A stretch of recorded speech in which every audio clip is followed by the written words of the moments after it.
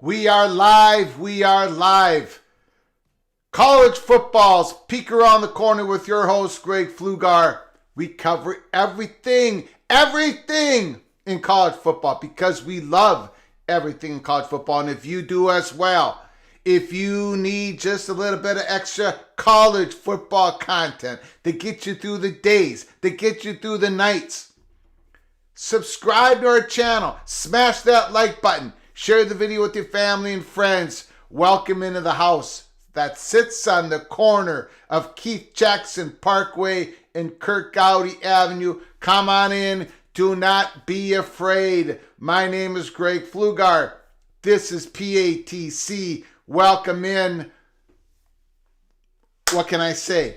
Always keep your head on a swivel when it comes to Peek Around the Corner. You know this in the PATC community. You know this. Always keep your head on a swivel. We got to talk about it.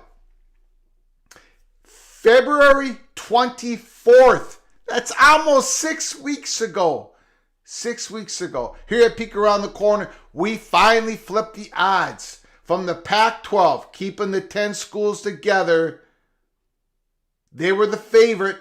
That was the favorite. All the way up to February 24th, we finally had to flip it. Now the favorite, since February 24th, that the Pac-12 would get poached again. And those odds are only climbing, especially after today's news. It's not just about the news. It's about, I'm telling you, it's about all the steam that we're getting here at Peek Around the Corner. The Pac-12 is now in danger. And it's okay if you disagree with me here at Peek Around the Corner. I'm going to read your comments. If you give us a phone call later in the show when the phone lines are open, that's cool. That 763-260-1333 is the number. As you know, we can disagree on this college football channel. However, I have to tell you, from where we're sitting here, in the Gopher by the Grace of God studios, as we sit here on April 6th, the Pac-12 is now in danger. We're going to go through this short little Pete Thamel ESPN article. I want to remind you all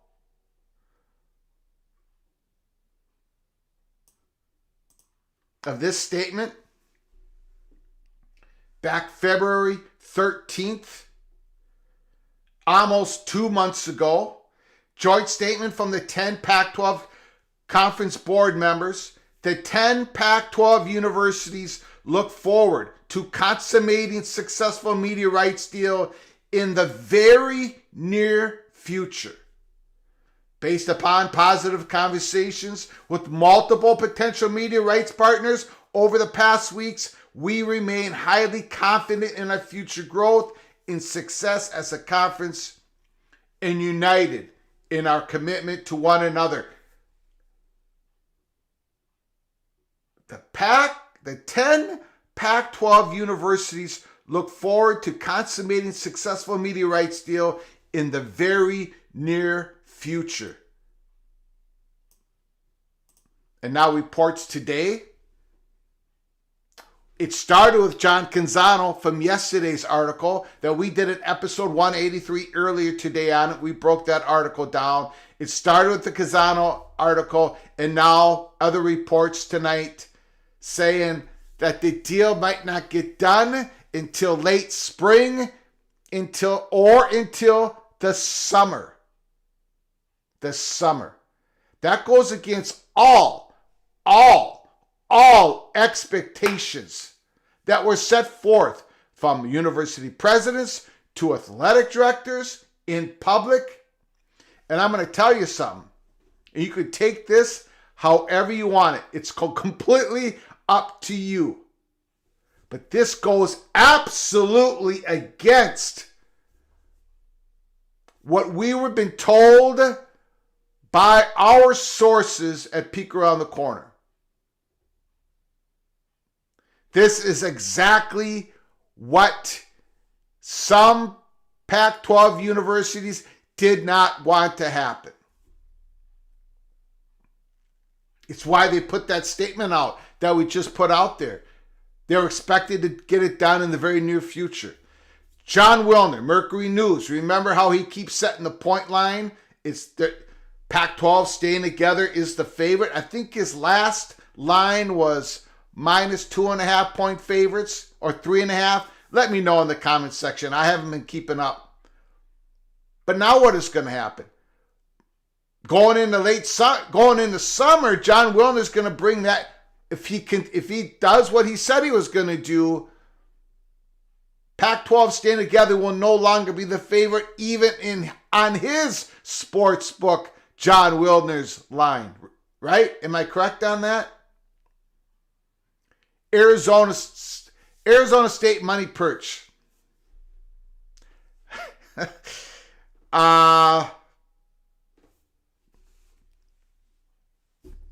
Look. Forget everything. Forget what he has said. If you want to just push that aside, that's cool. Take a look at the public comments from the Arizona State President, Michael Crow. His expectations that this deal was going to get done soon. There's a reason why this deal hasn't gotten done yet, and that they're pushing out the goalposts all the way into possible in the summer. And no, it's not because they're following the same trajectory as the Big Ten media negotiations. Two completely different animals. We're going to get into that. Again, if you knew the show, I do a monologue. Tonight's going to be a short one. I'm going to do a short monologue. Then we're going to get to your comments. And then we're going to get to the phone lines. I'm gonna get through Pete Thamel's comments article.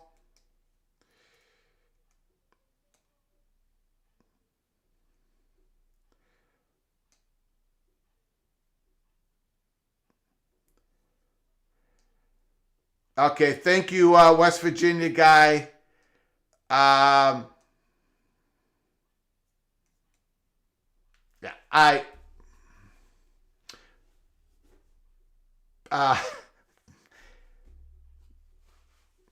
Pac-12 is in danger.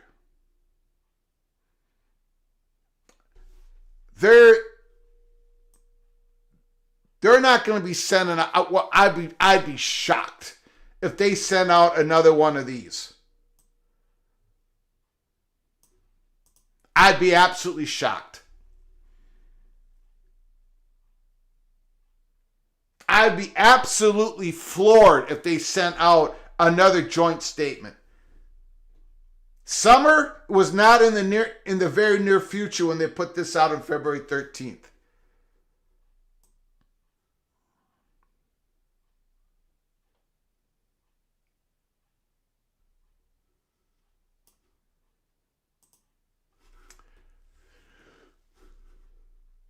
Oh, sorry about that. Now, let me get to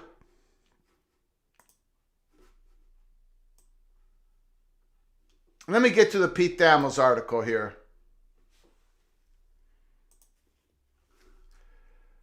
Again, broke this evening. Pete Thamel. Sources: Pac-12 TV deal expected later this spring or summer. The timeline for the Pac-12's upcoming television deal is coming into focus, and sources told ESPN on Thursday that no deal is expected for a few more months. Few more months.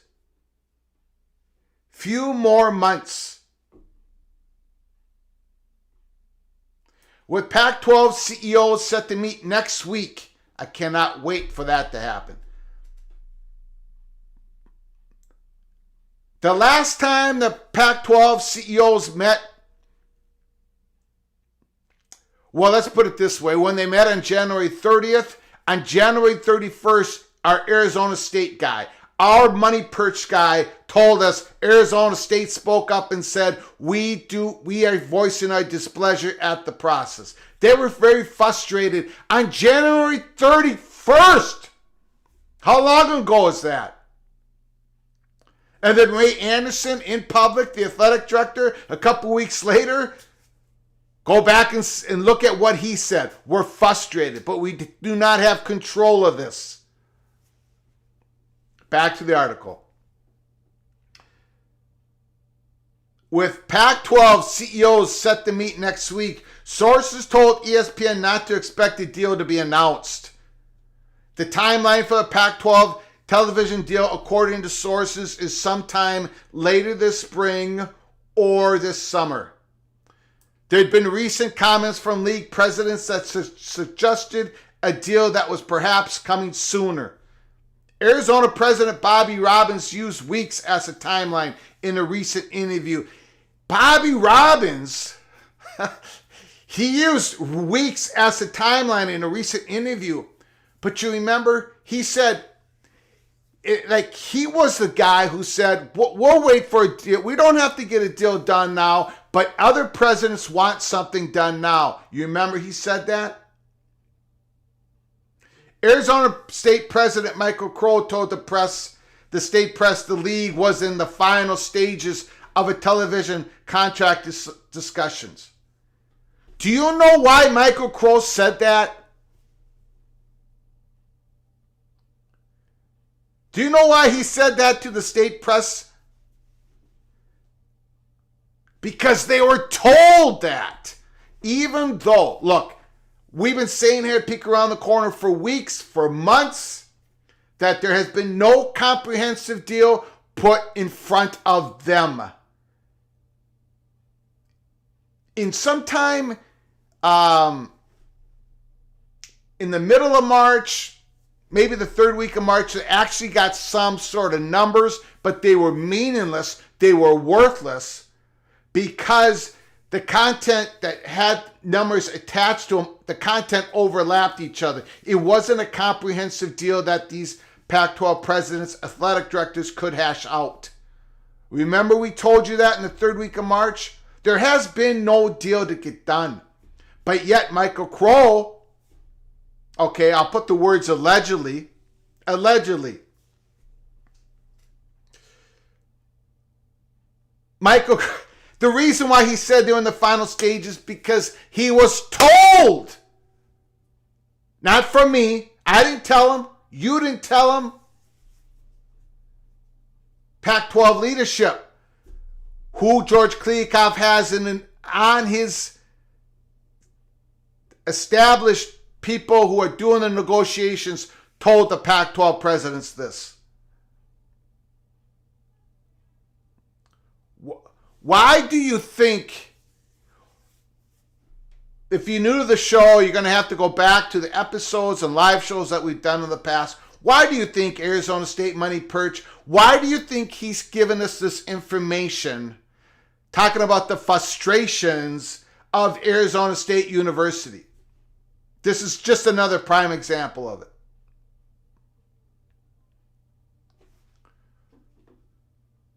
Okay, let's finish out this short article. Those timelines appear too optimistic as the Pac-12 remains engaged with multiple media partners per sources. Those include streaming services, which have developed a reputation for deliberate contract negotiations, in part because they don't have the same decades of experience in the space as traditional networks. I'm going to circle back to that. We're going to get to the article, get through this article, and then I'm going to go on a little rant. I'm going to circle back to that. Back to the article. The Pac-12's television deal is directly tied to the fate and future of the league, as the conference is seeking a stabilizing deal in the wake of the departures of USC and UCLA to the Big Ten. The Pac-12 has one more year on its current deal, as ESPN and Fox still hold the primary rights to the 2023-2024 season. The timeline of the Pac-12 has been a matter of intrigue, especially as the departure of the Los Angeles schools has combined with the Big 12, securing a deal with ESPN and Fox a year before it was scheduled to go to market. And when that happened, and it was announced on October 30th, we told you at Peek Around the Corner, we told you all that Brett Yormark just hit a home run. To get in front of the Pac-12 deal was going to be suffocating for the Pac-12 to get a deal done that was good enough, valuable enough, with exposure to get all the Pac-12 presidents to sign on. And finally, in the article, that has left an intense focus on what caliber of deal the Pac-12 can find. The timeline of the deal, as currently expected, appears to be in line with how the Big Ten's timeline unfolded. The Big Ten deal was announced in August, nearly a year from when the new one would come into fruition. And that, I love Pete Thamel. I understand why he wrote it, but it's absolutely worthless, and I'll explain here in a second. Okay. Ladies and gentlemen, for the Pac-12 to come out with this messaging, and that's fine. I understand the messaging wars that happen. Heck, I was part of it back in the spring of 2022. I mean, I was used as part of that messaging war, an internal messaging war between people on the money perch in the Big Ten and versus the Big Ten offices. Again, don't have time in this episode to explain it. Just go to our pinned tweet at Flug Empire, an article in the Los Angeles Times. These, I understand the messaging war. Look, this is what Pac-12 is saying. We're not going to get a deal done for a couple more months, primarily because we're in these deep dive negotiations with these possible new streaming partners, and it's just going to take a while. They haven't had decades of experience in doing this deal. Well, you knew that a couple months ago. You knew that. You knew that these negotiations were going to take a while, but yet you put out a statement on February 13th saying that we expect in the very near future to consummate this media deal. You said that. The presidents were told that. So why did you say that? If you knew it was because part of this, a large part of it's going to be streaming rights, you knew it was going to take longer, then why did you say that? And why some Pac-12 writers keep writing just a couple more weeks, the deal's going to get done. A couple more weeks, the deal's going to get done. Why did we circle March 21st on our calendar if this was all known? Because you know what? Them having some major streaming part of their deal, talking to streaming companies, they've known that's been part of the equation. You know, I'm not gonna be the one that puts out the numbers, but we had a very serious source give us some numbers today on what Fox and ESPN offered the Pac-12, and they haven't moved off it. And I'm telling you, those numbers are so low, that obviously you needed to hit a home run with these possible streaming media partners just to get to the point where you could possibly save the conference. So they have known some streaming company was going to have to come in on a white horse and save the day. So don't be saying that we're going to get a deal done in the very near future on February 13th. Don't be giving information to Pac-12 writers saying the deal is going to get done in 2 or 3 weeks. Don't circle the March 21st date. The dominoes are going to start falling positively for the Pac-12. There is so, you know what? I don't care if they misled me or you. That's not even important. They're misleading each other. There's a fracture in the Pac-12. I know a lot of you aren't going to take my word for it. That's fine. Hammer me in the comments department, in the comments section. That's fine. Give me a phone call at 763-260-1333. Let me have it. That's fine. That's what we do here at Peek Around the Corner. But I'm telling you, there is a fracture. They're misleading each other.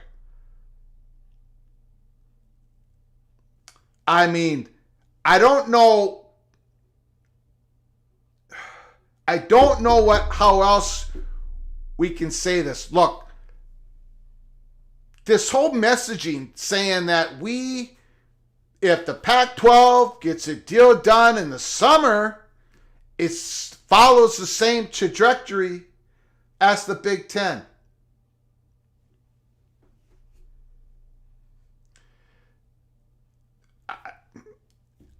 I guess if you look at a calendar, yeah, it's similar, but it completely two different animals. It means absolutely nothing. Technically, legally, yeah, you have all the way up until what? July 1st, 2024 to get a media deal done, but you don't have that much time to keep the conference together. The Big Ten, the reason why the Big Ten kept delaying to get their media deal done is because they were expanding. They were expanding with USC and UCLA, and they knew they were before everyone else knew, well, except for us at Peek Around the Corner, and for those who followed us at Flug Empire at that time, and for people at USC 247 and Minnesota 247, because we gave that information to them every single day. The Big Ten knew they were expanding. They knew they were capturing the Los Angeles city market. So that's why they kept delaying it. Don't compare what's going on in the Pac-12 to what happened in the Big Ten. They're not the two same trajectory at all. We all know this. No, it was, we have gone, ladies and gentlemen, the reason why I'm so amped up on this,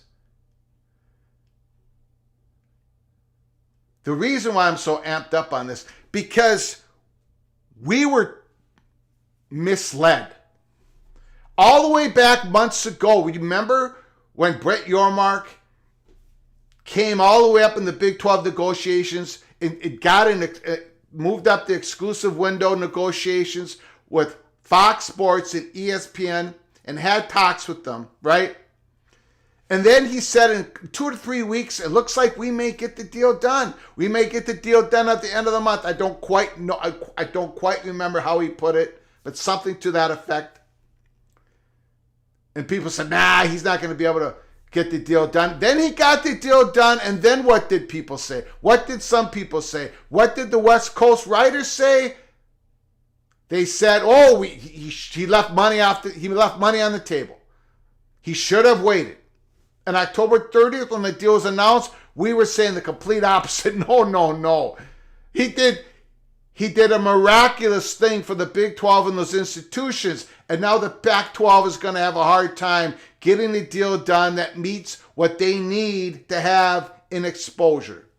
And look what's going on.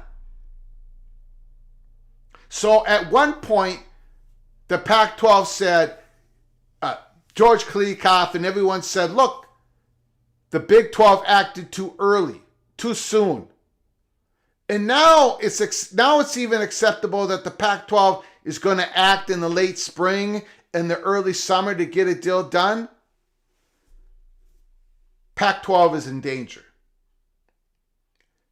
Let me end this monologue and we'll get to your comments. Let me simply say this. When I say, and you can take this again, however you want it, you can absolutely disagree with me. And you can say, Pflugar, you're a complete idiot. That is fine. But don't say that I'm part of some endeavor plot. I'm getting paid by someone. We're a complete independent college football channel. I think we've proven that in our short time, in our 8 months that we've been here. When we say that the Big Ten expansion door is cracked open, we really mean that. The expansion door is ajar. It is cracked open. It doesn't mean it's going to happen. But my goodness, it's cracked open. With the Pac-12's new, now hang with me here. With the Pac-12's new deadline of the summer, they're heading right into the teeth of that opening in the Big Ten expansion door. They're going right into that. They're going right into the Big Ten's wheelhouse. One of the things, there are a few big hurdles for the Big Ten, right, to expand at this time. One is they don't have a commissioner. Number two is they don't have a new media company partner that would pay the freight for those schools to come in, Washington and Oregon. One of the hurdles is not Fox Sports.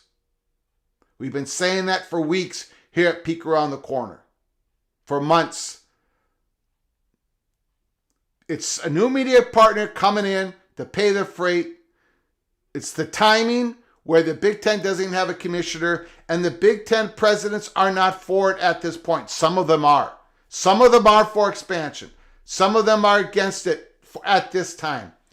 It is not about Oregon and Washington per se. It's about the timing of expansion. A lot of Big Ten presidents want to wait to see what the college football playoffs look like for 2026. Some Big Ten presidents know that the Big Ten is going to expand beyond 16. And when they finally go to the Southeast and expand, they don't want to have just two schools in the Pacific Coast. They're going to want to have a third, at least a third and a fourth. And this was all known when Kevin Warren was at the helm when they were expanding with USC and UCLA. That's why we said on June 30th that there were other targets, other reporters put it out there, national college football reporters out there, because it was always the plan to expand further in the Pacific Coast. That is still true today. When you hear someone say it would if when someone says the following, now let me see if I can say this. When someone says, if it was going to happen, it would have already been done. If it was ever going to happen, it would have already been done. I'm going to politely say, no. Don't use that logic. There's so many things that have happened in the last 3 years in college football that didn't happen before. So that doesn't work. It doesn't work here at Peek Around the Corner. It's about timing. It's about someone paying the freight. The market is bad right now. The media market is bad. It's in a recession. That's the biggest hurdle for Big Ten expanding at this time. But one of the largest hurdle for Big Ten expansion at this time will no longer be a hurdle on April 17th, and that's Kevin Warren. The Big Ten presidents, media companies, were dead set against any more action if Kevin Warren was the commissioner. That's how bad it got. And you're going to hear stories circling around after he departs officially on April 17th, 11 days from now. So, the biggest hurdle is walking out the door. That hurdle is leaving. Still hurdles to go. But the door, the expansion, Big Ten expansion door that is cracked open, is going to just get a little bit further open with Kevin Warren walking out the door. And now you've got the Pac-12 not going to get a deal done for months. Oh, the expansion door just cracked open a little bit further because Washington and Oregon's not going to be signing any Pac-12 deal. And when the Big Ten commissioner, when that person, he or she gets hired,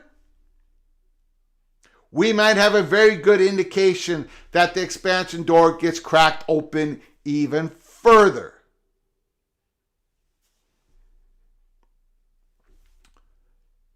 But the Big Ten expansion door is ajar. It is cracked open just a bit. Again, a lot of people disagree with me. That is fine. They disagreed with me in March 31st as well. I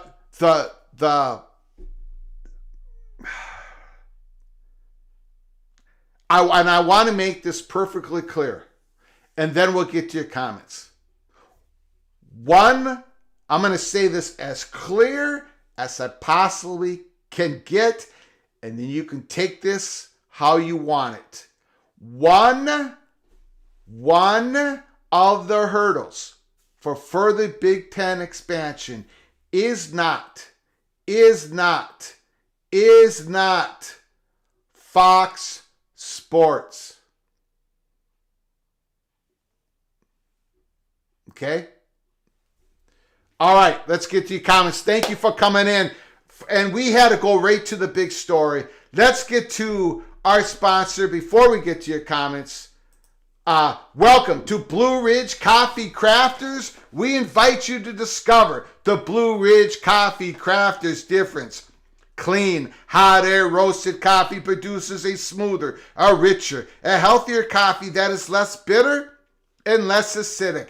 Our hot air roasted coffee uses convection heat to loft the beans for a very even heat transfer. The clean, the bright taste that people rave about is achieved by roasting the bean quickly and evenly while suspended on a bed of hot air. From craft to cup, hand-picked coffee beans. This is the Little General favorite coffee, the smoothest coffee we have ever had. So give it a try. There's a link in the description box.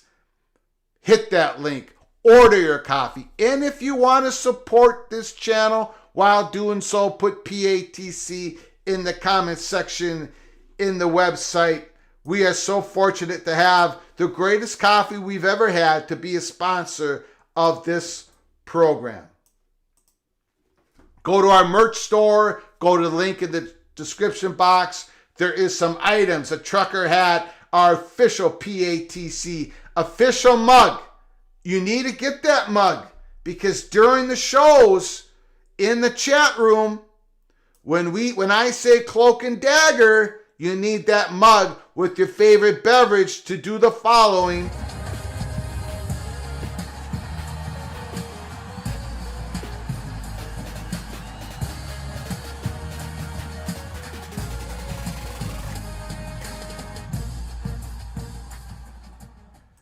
All right, really? Are they? Do you believe that? All right, let's get to your comments. First of all, thank you, Larry Pilgrim. With the additions of the Big Ten and the SEC, tell me who's going to bump the TV spots in the Big 12 or the Pac-12. ESPN will be showcasing SEC. No exposure except late games. With the additions of the Big Ten and SEC, tell me who's going to bump TV spots in the Big or Pac-12. Well, you know what? First of all, Big Ten expansion. Again, the big hurdle. We don't have a commissioner yet. Big hurdle is we need a new media partner to come on in and pay the freight. And if they do so, if let's say an Amazon comes in and says they'll write a big check to get a Friday night Big Ten game. Okay, so we have enough money to add an Oregon and a Washington. That means a Minnesota. That means a Purdue. That means an Illinois. That means a Northwestern. That means a Rutgers. That means a Maryland. Those teams are going to have to play at least once a year on Amazon. Probably only once a year on Amazon. Maybe Amazon comes in and says, "Look, I'll pay the freight, but you know what? We got to make sure we get at least one Buckeye game on there or one Wolverine on a Friday night. It won't be a home game. They'll be on the road against another Big Ten school because the Buckeyes and the Wolverines are not playing a home Friday game." Would Gene Smith agree to that? That would be a hard sell. So it's a big hurdle on that. So thank you, Larry, so much for your generosity, super chat. Thank you so very much. I appreciate you, good sir.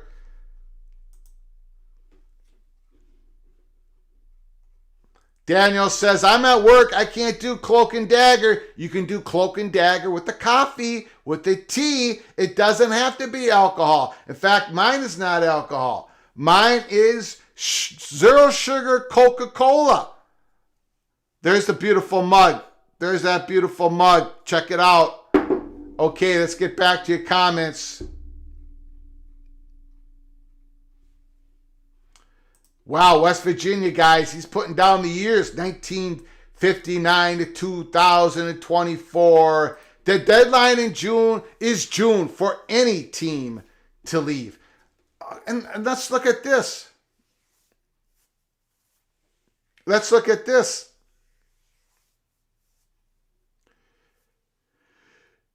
What about San Diego State and SMU? Right? They're waiting to see what happens here, to see if the Pac-12 gets the deal done. They have obligations to the Mountain West Conference, to the ACC, the American Athletic Conference. Right? I mean, they have to get untangled from those conferences to join the Pac-12 for 2024.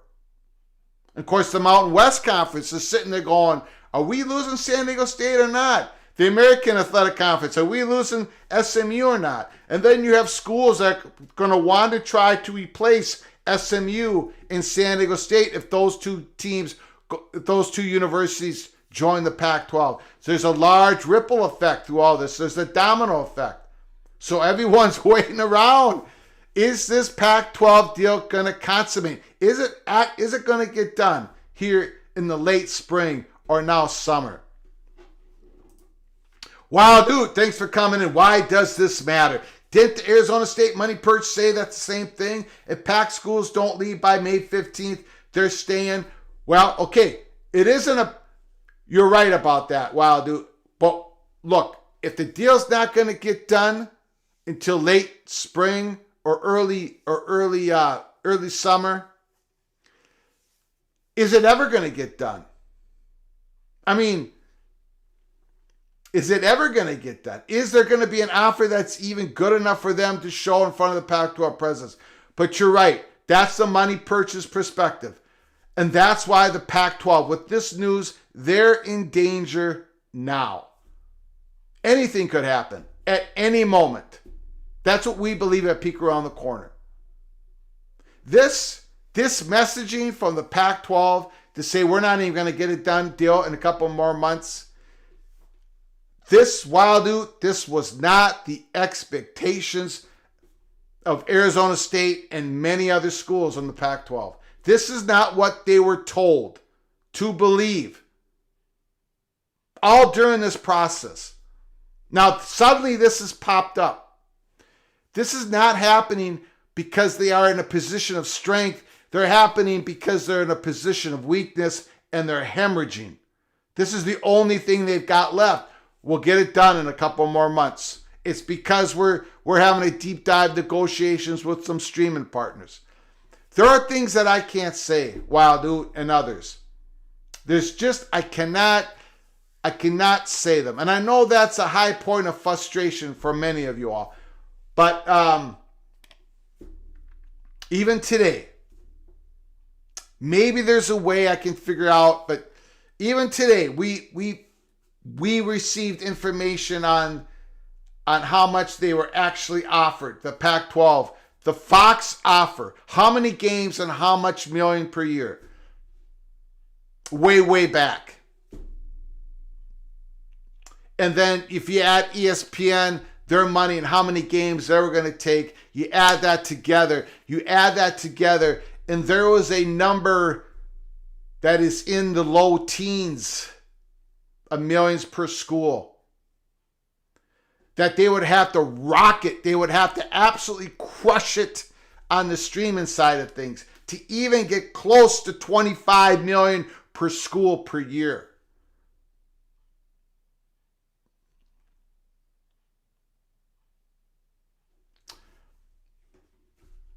I understand what you're saying, Wild Oot, but this Pac-12 is now in danger. That's our perspective. Again. Grateful Trojan, thanks for coming in. But tell me why adding any of the Pac-12 schools is a good thing for the Big Ten. They don't move the needle enough for the conference that they're already in. We've said this before. We'll say it again. We will stand on this mountain. We may be the only ones left, but we were told, remember, Grateful Trojans, we were the ones who knew that USC was going to the Big Ten. At the same time, we were being told that USC was in communication with the Big Ten, and all those 3 months of communication, we documented everything. We were being tracked by the Big Ten. We documented that. We took pictures of it. We sent it to media companies. We were the ones that knew that USC was going to the Big Ten. So we can tell you with complete certainty, on an unbelievable level, Big Ten's plan was never, ever to stop at USC and UCLA. And it won't stop there in the Pacific Coast. You can make the arguments that this school is not valuable enough, that Oregon doesn't have enough research. Those are, okay. But what I'm telling you is the Big Ten's plan is not to have a conference of 20 to 24 schools eventually with only 2 schools west of Lincoln, Nebraska. That's not going to be the composition of this conference. So if the Big Ten can get an Oregon and a Washington on an extreme discount for the next 6 or 7 years, they might act on it. The door is cracked open. Fox Sports would allow it to happen. The Big Ten presidents are not there yet. They don't have the freight paid yet from a new media company.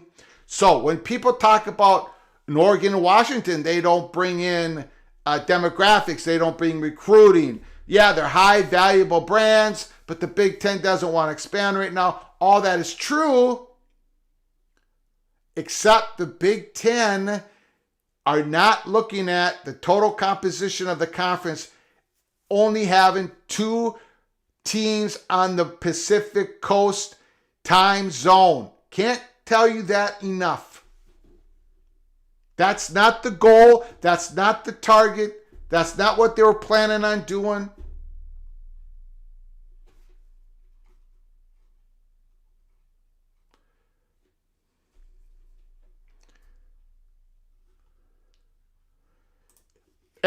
Mac, thanks for coming in. Is the Pac dragging this out so the deadline for leaving the conference expires? Said Oregon, Washington can't leave in 2024. I don't believe so at all. I think they're dragging it out because they have no deal. They have no deal that the schools will sign. They're not dragging their feet. I don't even think Oregon and Washington, who would like this to drag out, by the way, just to see if that expansion door, Big Ten expansion door, cracks open a little bit more. I think they're okay with this drag out. A lot of schools are not. Arizona State is not. Arizona State is not. Arizona State is not. Arizona State is not. I don't know how else to say it. This is not some grand strategy by the Pac-12. This is not them saying, the Big Ten did it this way, so we're going to follow that trajectory, right? We'll sign the deal 1 year out just like the Big Ten did. No, this is not a grand strategy. This is, my goodness, we have nothing here yet. We're working it with some streaming companies. I'm sorry, Pac-12 presidents, so we told you that a deal was imminent. We should not have put out that February 13th statement saying we're going to consummate this marriage. We're going to consummate this media deal in the very near future. They shouldn't have said that. But they were misled. Arizona schools, you got December 14th when the University of California Board of Regents chair, Rich Lieb, comes out after the decision was made that UCLA would have to pay a calimony tax to the University of California to play in the Big Ten. When Rich Lieb came out and said, yeah, University of California would love to be in the Big Ten. We put pressure on the Big Ten. We wanted Washington, Oregon, and Stanford to join with us to go to the Big Ten. It didn't work out, but they attempted it.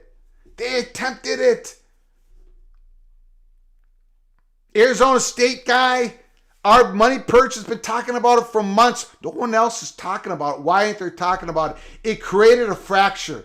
When the Arizona schools knew that California tried to bring 4 schools out of the Pac-12 during the talks, during these meetings to get UCLA to pay a calimony tax, in the back door, they were trying to get those 4 schools into the Big Ten, to leave the Arizona schools to turn off the lights in the Pac-12. You don't think the Arizona schools know this?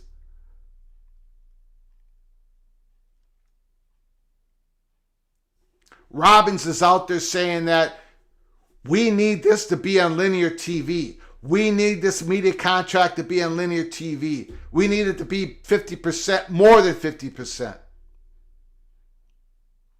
What do you think Colorado's doing here? They got Deion Sanders. They made a huge investment. They didn't even have the money to pay for Deion Sanders.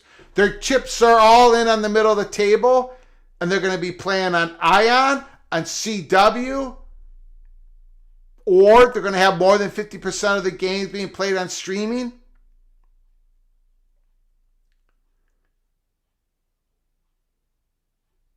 Look at Utah. Last 2 Pac-12 football championships, an emerging research university, AAU. They're looking at this. I know they're very loyal to the Pac-12. I get it. And I understand it. But these schools, these great universities, man, I tell you what, Utah, they deserve better leadership than this. At least the president of Utah said out in the open weeks ago, we're not even close to getting a deal done.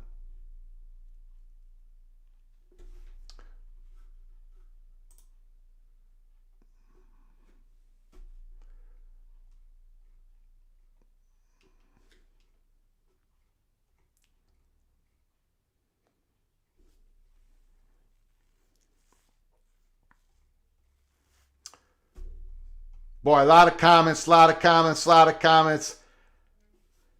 Congratulations to my Minnesota Golden Gophers men hockey team. We won our Frozen Four game. We whooped up on Boston U. Now we're going to the finals. We have to win the national championship this year. We have the best hockey team by far. So let's win it. We haven't won. The Minnesota Golden Gophers men hockey team hasn't won the national championship in 20 years. The state of bleeping hockey. Let's come on. Let's do it. If we lose that championship game, the tears will be... It's going to be so heartbreaking, I can't even begin to tell you. As a Minnesota Golden Gopher, if we don't win the national championship this year, it has to happen. It has to happen. Sean, Greg, I love how cautious you are, but let's be honest, the door isn't cracked open. It's halfway open. It will probably be fully open when they hire the new commissioner. Well, I got to say, the Pac-12 is pushing away one of the hurdles for further Big Ten expansion, and that is they're going to go right into where the Big Ten's going to have a new commissioner. Unbelievable. Coos Corner's in the house. I think he's talking about UConn. Coos Corner being bad at football doesn't exclude a team from being added. See Rutgers. The UConn, that's a very intriguing situation. Again, they're going to have to wait. And I think Coos Corner agrees with me. You know, all this stuff happens. Domino effect. You start at the top. Big 12 looking at those Pac-12 schools. Got to see how that falls. Now, if none of those schools go over to the Big 12, or maybe just two of them, what does Brett Yormark want to do? As Coos Corner knows, Brett Yormark wants to have Big 12 conversations happening in the New York media. And UConn would make that happen. In addition of UConn. Basketball only, full member, but a UConn edition. The New York media would have to be talking. Brett Yormark would be able to tell the Big 12 story in the New York market. And he wants that to happen. It's a very intriguing situation. It's just another fascinating story piled up on another fascinating story, piled up on a huge mountain of fascinating stories. UConn, back in it, back in realignment talks with the Big 12. That's a story that we're going to have to hit upon in the days and weeks ahead.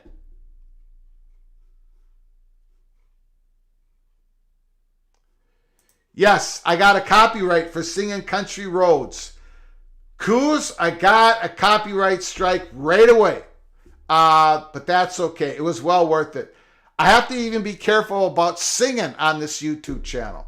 I must have actually, for the first time, hit a couple notes correctly, because it said something like I sang the melody of Country Roads, and that was enough to get a copyright strike.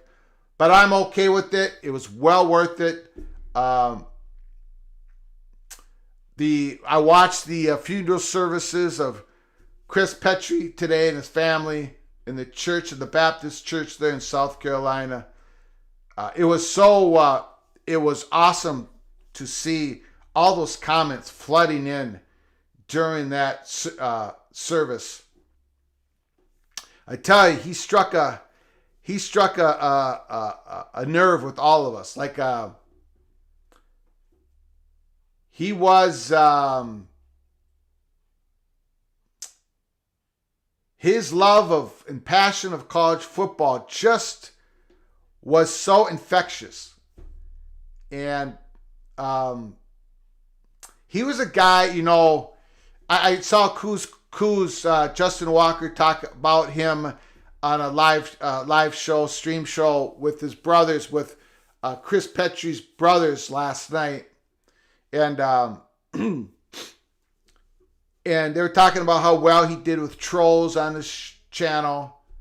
Something I have a hard time with. But I tell you, he brought people together.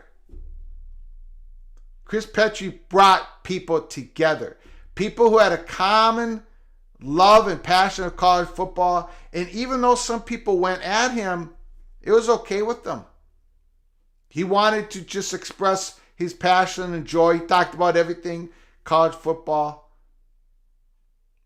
And that's what you see with Mountaineer fans all over the place. Their love and passion of college sports.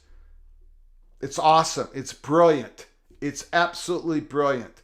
And he spoke in Coos Corner and Mountain Man Paul, and they all speak so very well for the West Virginia fan base. We're going to miss him, but we are going to see him again. And the next time we do, it would be forever. But yes, I got dinged up on my singing of Country Roads.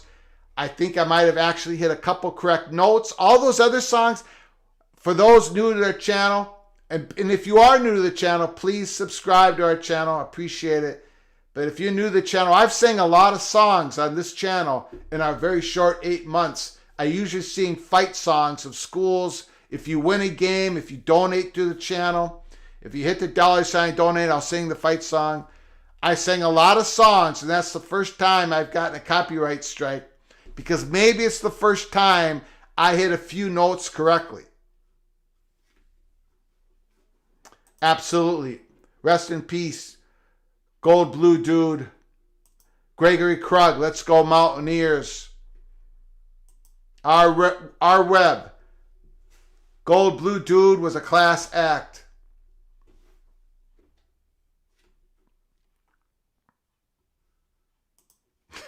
He will still have that thick skin.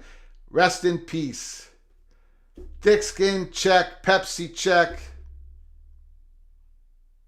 Coos Corner. I'll miss him saying Michigan.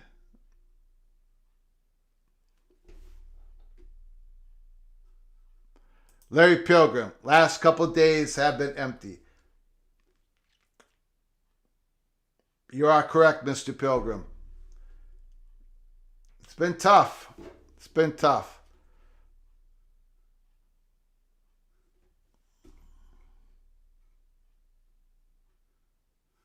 GBD was always tactful. Laura Weiss, I have thought about him a lot.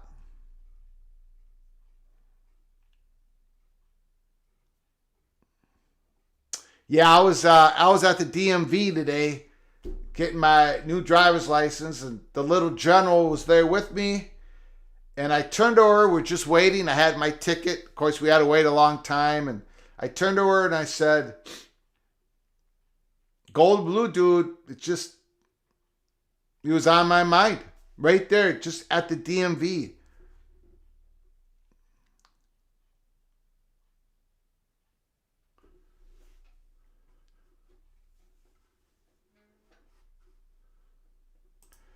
Thank you, Vincent. Yeah, the Gophers should never go 20 years without a national championship in hockey. It's just unbelievable. I don't know. It's going to be heartbreaking if we lose. Coos Corner, your thumbnail for this is awesome. Yes, it's our new thumbnail for our live shows. So we're going to be using that for our live shows. And then we're going to get a new thumbnail, some new artwork for our watch parties as we do live football games. That's not going to happen for a while. So, yep, the little general throwing a football at me. Always keep your head on a swivel. And, of course, I have a beer in one hand and a hot dog in the other. And I got mustard spilled on my shirt. And, yep, so thanks. I'm glad you guys like it, because you're going to be seeing it every live show. Okay, now let's get to your phone calls, because I got a feeling that we're going to get some phone calls. I'm probably going to get chewed out. That's fine. There might be some people agree with me. That's okay. The phone line is not quite open. Give me another chance. Give me another moment. There we go. As you guys know, the host of the show is not too bright. The phone line, 763-260-1333. That's 763-260-1333. The phone lines are now open. Let it rip. Peek around the corner. Pac-12 is now in danger. Call from Ryan Thomas. Ryan Thomas is in the house. The floor is yours. Thanks for calling, sir. Hey, Greg. You know, if you recall, when I called into the show back in February about this Pac-12 unity statement. February 13th. Yep. Yeah. And I pointed out that, it didn't say imminent and near future, and how it kind of reflected a hopeful feeling. But, really what this report really says to me is it's code for they're going back to the drawing board. I just have a hard time believing that you can say we're in the final stages of closing a deal or of a deal getting done, and then saying, oh, it's going to be 2 or 3 more months. That just doesn't, that sounds to me like, they just don't have anything that's presentable. And I think, as I pointed out back in that February call, WWE, UFC, NASCAR, NBA are all coming up for bid this summer. And ESPN and NBC, ESPN, according to Sports Business Journal, wants WWE, and that makes sense because they already have UFC, and that's partnered with now WWE under Endeavor. So that makes sense. NBC wants in on the NBA, and they're going to want to renew NASCAR. And Fox wants to renew that too. So, as we get into the summer, there's less money out there, and I don't see I don't really see the situation improving. And, I think that, like I told, while we were having some discussions and, on my previous ACC theory, which I have doubts on now that I think about it more and more, but the divorce settlement, why doesn't the Big Ten just take Oregon and Washington, the ACC could take Stanford, Cal, the University of Utah, and, maybe ASU, and the Big 12 can take Oregon State, Washington State, Colorado, and Arizona, and we'll be done. Or some mix-up with that. But I say that facetiously. But, yeah. It seems like we need a divorce settlement here to deal with this. But, I can't help but think these Pac-12 presidents, when you look at George Kliakoff, he hired like his law school buddy to help with the TV negotiations or the valuation of this. Yeah. And there's also it's pretty evident now. I do have some confirmed information. A certain friend of our smiley face friend, Troll, is a paid consultant by the Pac-12. And his firm is paid by them, and it's just kind of interesting because I think these presidents have gotten some bad advice, and they had every intention to believe it, but I think they had less than competent advisors. Whereas you look at the Big 12, went out and hired Endeavor and Navigate and other firms that had good reputations to help them out, and you see what's happening here, and it's just kind of sad to see that you have some good institutions that just got some bad leadership, and that's a travesty. So I'm going to follow the spirit of the show and put my head on a swivel here for everybody. But I'm going to switch to one thing, and I'm going to switch to UConn, the Big 12 possible discussion. And one of the things I think that could be, if UConn's trying to leverage getting in all sports, one possible solution that I could see would be a 6-year probation period where UConn would be let in the Olympic sports. Football would not be let in, but football would be given a 4-game scheduling agreement with the Big 12. So basically, over 6 years, which would equate to 24 games, which is basically a home-and-home with every Big 12 team. And at the end of that 6-year period, look at attendance, revenues, ratings, performance, and then make a decision there whether or not to admit them as full members. I think that may be one compromise that could be reached there. I mean, certainly for UConn, that helps them in getting a couple good home games that they could probably sell out.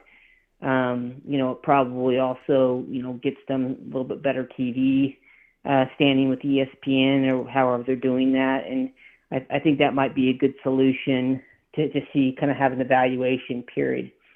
But those are my thoughts. Yep. Once again, rest in peace, Golden Blue Dude, and thanks for all you do, Greg. And I don't think you get mustard on your shirt. I think you devour the hot dog. Oh yeah, I do. Greg, oh yeah, I do. Oh yeah, come on, guys, come on. Of course that happens. I would. Look, anyway, if we were to put that piece of artwork up there and I didn't have mustard stains on my shirt, the little general would never have approved that artwork. In fact, no. Who does does your wife do the artwork, or do you have like a family? No, we have a professional do it, but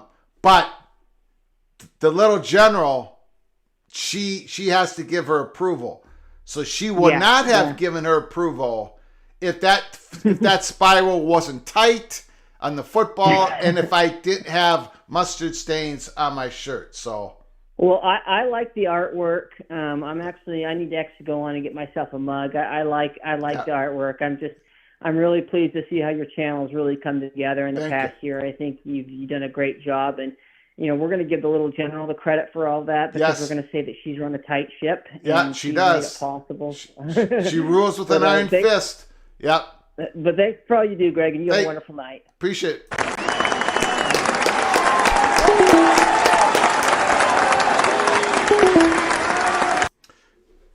Go for Tony. Looks like the little general throws a tighter spiral than Joe Cap. Absolutely. Absolutely. That tight spiral needed to be in there for that picture to work. Our Webb, Cloak and Dagger layups and dominoes. Big 12 Karen Wow. Thank you, Rich Webb. Thank you, Tough Tony, Mr. Gopher Tony. Thank you for your donations. It helps us keep the lights on here at Peek Around the Corner. Appreciate you guys so very, very much. Kay Newwind, you are a good singer. Loved the song the other day. Thank you, Kay. I don't know about the part of the good singer, but it is a great song. It needed to be sung. It needed to be sung by somebody. I'm sure there's a better singer out there in the college football YouTube community, but I had to step in and get it done. Appreciate the comment. D5 Terps would love the Terps to go to Division I hockey. If you got about $120 million, you can get it started there at the University of Maryland. That's how much it takes, about how much it takes to get a program into Division I ready to rock and roll. A lot of great comments. Kay says, let's get the likes up. Hit that, smash that like button. Smash it away if you like our content. It helps us with the algorithms of YouTube so very much. If you're new to the channel, please subscribe to the channel. I think going into tonight, we're 5 away from 2,000. Really good. 8 months in. Appreciate all your support. Larry Pilgrim. Larry Pilgrim, thanks for calling, good sir. Larry, I think you're a Ute, right? Utah. Yes, sir. All right, yes, sir. What do you got to say? The floor is yours. Okay, Greg. So I called in about a week or two ago, and I tried to talk about inventory. Yes, sir. And I've been thinking a lot about, this exposure thing's come up a lot. And when you think about it, the Big Ten, and I put it in the super chat, the Big Ten and the SEC have moved 2 big properties to their side. And those bring in huge viewers. So now, the Pac-12 and the Big 12, they don't have those teams anymore. And so with availability, Fox, NBC, and was it CBS? Yep. Have the Big Ten. Yes, sir. You've got 16 teams there. And so there's really not very much that's going to get bumped from any other conference to to bump a game in the Big Ten when they just, you know what you're getting. You're getting a couple million viewers. They're steady. Yeah. And you can say the same thing on SEC. And so I was in the conversations with Craig Kirsch, and even if, say the Utes went to the Big 12, they're not going to be getting those ABC, ESPN, Fox games because they're not bumping Texas, Oklahoma, LSU, Auburn, Florida. They don't bring in the numbers. And even if my Utes were to go to the Big 12, they might get ESPN2s, and they would get, the late night. So I just look at inventory, and I think ACC, Big 12, and even Pac-10, if they survive, they're all of their exposures is going to take a hit just because of those 4 teams that got moved. There's only so many spots, and now the Big 10 and the SEC now have 2 more premier brands that they can match up with their other 14 teams that were in the league, and they're going to draw better numbers than anything that those other conferences have to offer outside of Clemson, FSU, and Oregon, in my opinion. You bring up a great point, and it's a reminder to me that I have failed to bring up that great point. So thank you for saying all that. I agree with you. The only what I would say is, yeah, if Utah went to the Big 12, they're still not going to grab those OTA, not going to be on CBS, NBC, whatever. It's not going to get that big Fox game, probably most of the time, no. But so you got to consider this, what is more of a risk? ESPN2, FS1 versus CW, Ion, Apple TV, Amazon, right? Right. And yeah, you and I, there may be a whole group of people saying, well, ESPN2 ratings, that's quite lower than ESPN. FS1 is a lot lower than Fox. FS2 is even lower than FS1 because first of all, FS2 is barely distributed anywhere. All that is true. But I think there's still a huge advantage, a built-in advantage to be on ESPN2 versus being on CW. However, I'm open to being wrong. 2 to 3 years from now, right? I might be absolutely wrong. CW might market Pac-12 beautifully. It might work out, right? Having a cobble together some of these smaller linear networks with an Apple TV or with an Amazon, that might work out, Larry. I just have. Well, I remember. Yep. Go ahead. I remember. So I used to watch my Utah Jazz in the '90s. If they didn't get on TNT or one of the major networks, they were on CW. Which was, I mean, it's a local. Yes, sir. But at least I could watch. At least I could watch the games. So the Pac-12, they're just at a disadvantage all the way around. They don't get quite the viewership of the Big 12, and because it's just a different culture. Yes, sir. And so, now they're just stuck with what they're stuck with. And I'm a fan of my team, and Chris passing and stuff like that. You sit back and you should reflect on life with losses. Yeah. And I've got into heated arguments with people, here in YouTube and stuff, and I just, I look back and I just, when it's all said and done, we're all just fans of our team, and we don't need to be ignorant to each other and rude to each other. Yeah. Like I don't need to, I don't say, I've never said the Big 12 is a truck stop conference. I've never said that. I've never felt that. Yeah. I respect every team and every fan of those. And so I think we need to just, I never called a shot. So if somebody calls a shot somewhere else down the road and you're going to be ignorant to somebody that didn't say it or even backs it, so that was another thing I wanted to call about, it's been pretty calm over the last day or two, but it's starting to get back into people just being ignorant to other people. No. And I'm just a fan of my team. Yes, sir. So of course I'm going to back them and try to be positive. Yes. So anyway, that was, pretty Yeah. much all I had to plug in. And, I wouldn't mind doing some research and going through and looking at all the new teams and the windows. And that might give us a better idea into the business world Yeah. of what's going on.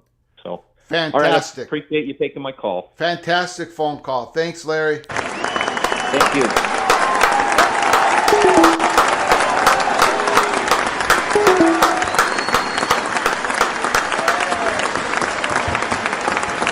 Yeah, and Larry brought up a great point. Something I have failed, I continue to fail to bring up about the windows, and it's not going to be, when Big 12's deal, a lot of that content's going to be on FS1, ESPN2, probably ESPNU, ESPN Plus. I just happen to think that is a greater exposure versus what the Pac-12 looking like they're going to get.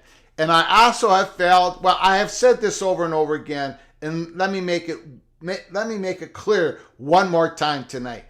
The Pac-12 universities are so not just incredibly important to the Pacific Coast and the west of the United States, but they're incredibly important to this country. They are major economic engines to this country. Large research universities that are working on our most severe issues that we have in this country.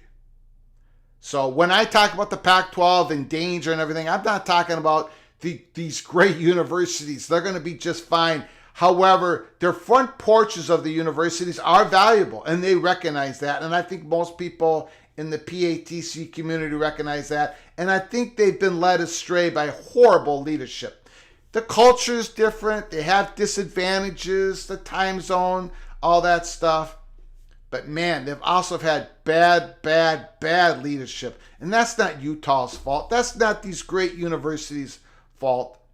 And I also think there's another thing going on here, that I don't even think these networks, they're not looking at these universities, their athletic departments, as not being as valuable as Big 12 schools. They're not looking at these Pac-12 universities as being less valuable than half of the Big 10 schools, because they are at least as valuable as half of the Big 10 schools, and that includes my Minnesota. I think what's happening here is those individual Pac-12 schools are seen to be more valuable outside of the Pacific Coast. In other words, these conferences, the value that they can bring to these media companies are more valuable in a conference that has a larger bandwidth, that has more to offer to these media companies. In other words, more of a national conference. There's only one regional conference, the Southeast, the SEC, that can really be as valuable as they are staying in one region of the country. Big Ten had to go national for the national advertisers. Jim Delaney figured it out. He figured out the Big Ten network. He also figured out that we need to be a two-region conference. He said it. That's why they went and got Rutgers in Maryland. Big 12, Brett Yormark, the very first day he said we got to be a national conference. He figured out we're not going to be better research universities of the Pac-12. We don't have the markets. We're not the Big Ten, the SEC. Oh, look, we can become a national conference to offer our media companies more value with our bandwidth, with our diversity of product that we can give to our media companies. Pac-12 had opportunities in the last 20 years to become more of a two-region conference. And they just didn't get it done. So it isn't like Utah is an incredible university, beautiful university, just as valuable as half of the Big Ten, probably more valuable than more than half of the Big 12, on and on and on. It's just that the Pac-12 didn't figure it out until it was too late, in my opinion. And they acted way too late on getting this media rights deal. They should have taken the offer when they were in an exclusive window with Fox Sports and ESPN. And man, did we pound the table on that. When people were telling us we were nuts. So, anyways, great call. Great call, Larry. Appreciate it. Again, the phone line is open, 763-260-1333. If you're new to the channel, if you love college football, we cover it all. We even do spring football games here at Peek Around the Corner, live watch parties. Subscribe to our channel. Smash that like button if you like our content. If you want to support this independent college football YouTube channel, we are the rebel outpost of all college football YouTube channels. If you want to support us, hit that $sign and your comment will come up and we'll do a deep dive into it as soon as possible. But thank you all for coming in tonight. Let's get back to the comments. Great phone call. Always great phone calls here at Peek Around the Corner.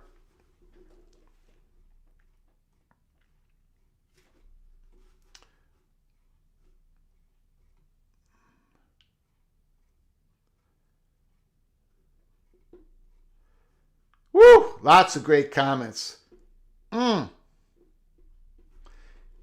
Yes, this is true. This is true. There's a great video out by Crystal Ball on Sikkim 365 about the windows. I'm going to provide a link to that at my Twitter account at Flug Empire later tonight. Absolutely correct. Great video out there by Sikkim 365 in regards to windows. Thank you, Patrick, for bringing that up. Appreciate it.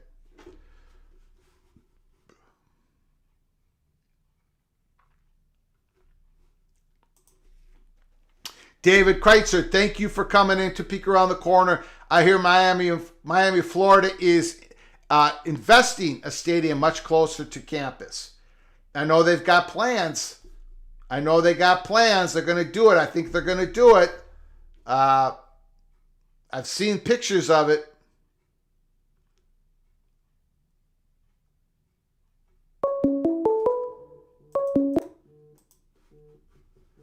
Call from Wild Ute.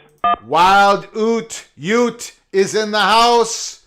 Come on in, sir. The floor is yours. How you doing tonight? I'm doing well. How you doing? Doing good. Doing good.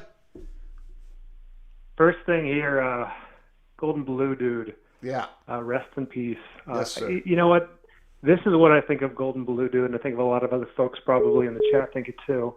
He was kind of a pioneer, right? In this niche community, this YouTube community that we have, that you've built too, and some other folks have built where, you know, we can talk about college football year round, and like people won't think we're psycho. I still think they think we're psycho, but that's okay.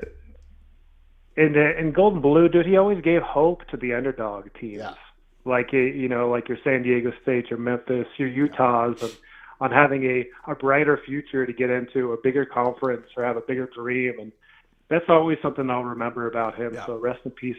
Yeah. Thank you. Thanks for those words. Yeah. And then I think that, the Pac-12 is in major danger. I do agree with that. It just doesn't seem like there's much hope right now. There's been an onslaught of negativity for months and months, and it feels like really, and you were one of the first to report on this, but when Euromark signed that deal in front of the Pac, and got in front of the Pac, it really was kind of the end there, it seems like. But, as a Pac-12 supporter and fan, it's tough, and it feels like, we're a body right here with a python on our neck just tightening and tightening until we're just choked out. And it sucks, honestly. Yeah. And the reason, go ahead. The reason why we reported it right away that this was bad for the Pac-12, that the Big 12 came in front and grabbed those windows. The reason why we went so hard on that is because we were told that. Wild Dude. I mean, we've actually, how do I say this? I made the decision to dial it down on the negativity that we hear from the Arizona State Perch and other sources. Like we've dialed it down. I didn't want to play in it too hard. It's out there. There's a lot of it. There's a lot of upset people. There's a lot of discouragement. So we've actually dialed it down, and I can tell you, and people can take this however they want it. Those college football reporters, they've dialed it down too. They're really focusing on just what they can report on and all the background stuff, all the negativity. They're not really bringing it up as maybe they did before, as they could now. But they're just, everyone's kind of dialing it down and just trying to stick with the facts. That's all I wanted to say. But I'm sorry to interrupt you. The floor is yours, so go ahead. Limited exposure, limited money. I mean, I know that you wouldn't say anything. I mean, I trust your sourcing more than anybody out there, honestly. And I mean, you're even saying that there's going to be a low figure, based on what you're hearing, it sounds like. And so I just don't know where to go from here. Even if you play it out and sign a short 3-year deal, teams are going to want to escape, in 3 years. I think we all know that. There really isn't anywhere to go other than the Big 12 or the ACC, or if somebody has a Big 10, escape hatch, they can take that. But that's not the Utah Utes. I mean, the Utah Utes they're not looking at that. So we may be going to the Wild Ute plan of the ACC. We may be talking about that in detail a couple weeks from now. Who knows? But your plan of the Utah going to the ACC to create a division, again, it's one of those things where Utah is valuable. Mm-hmm. They're probably more valuable with somebody else than the Pacific Coast Conference. You know what I'm saying? Yeah. It's just the college football, college sports has changed so much in the last 10 years. In the next 10 years, it's going to change even more. Who knows what we're going to be talking about 10 years from now, Wild Ute. So it's quite the ride. Thanks, Greg. Yeah. All right, take care. Thank you, sir. Great phone call. Appreciate it.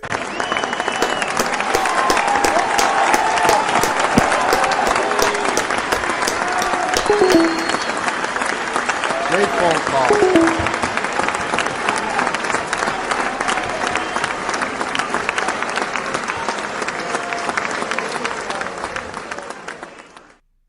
Great phone call. Thanks, Wild Ute. Mr. Utah, man.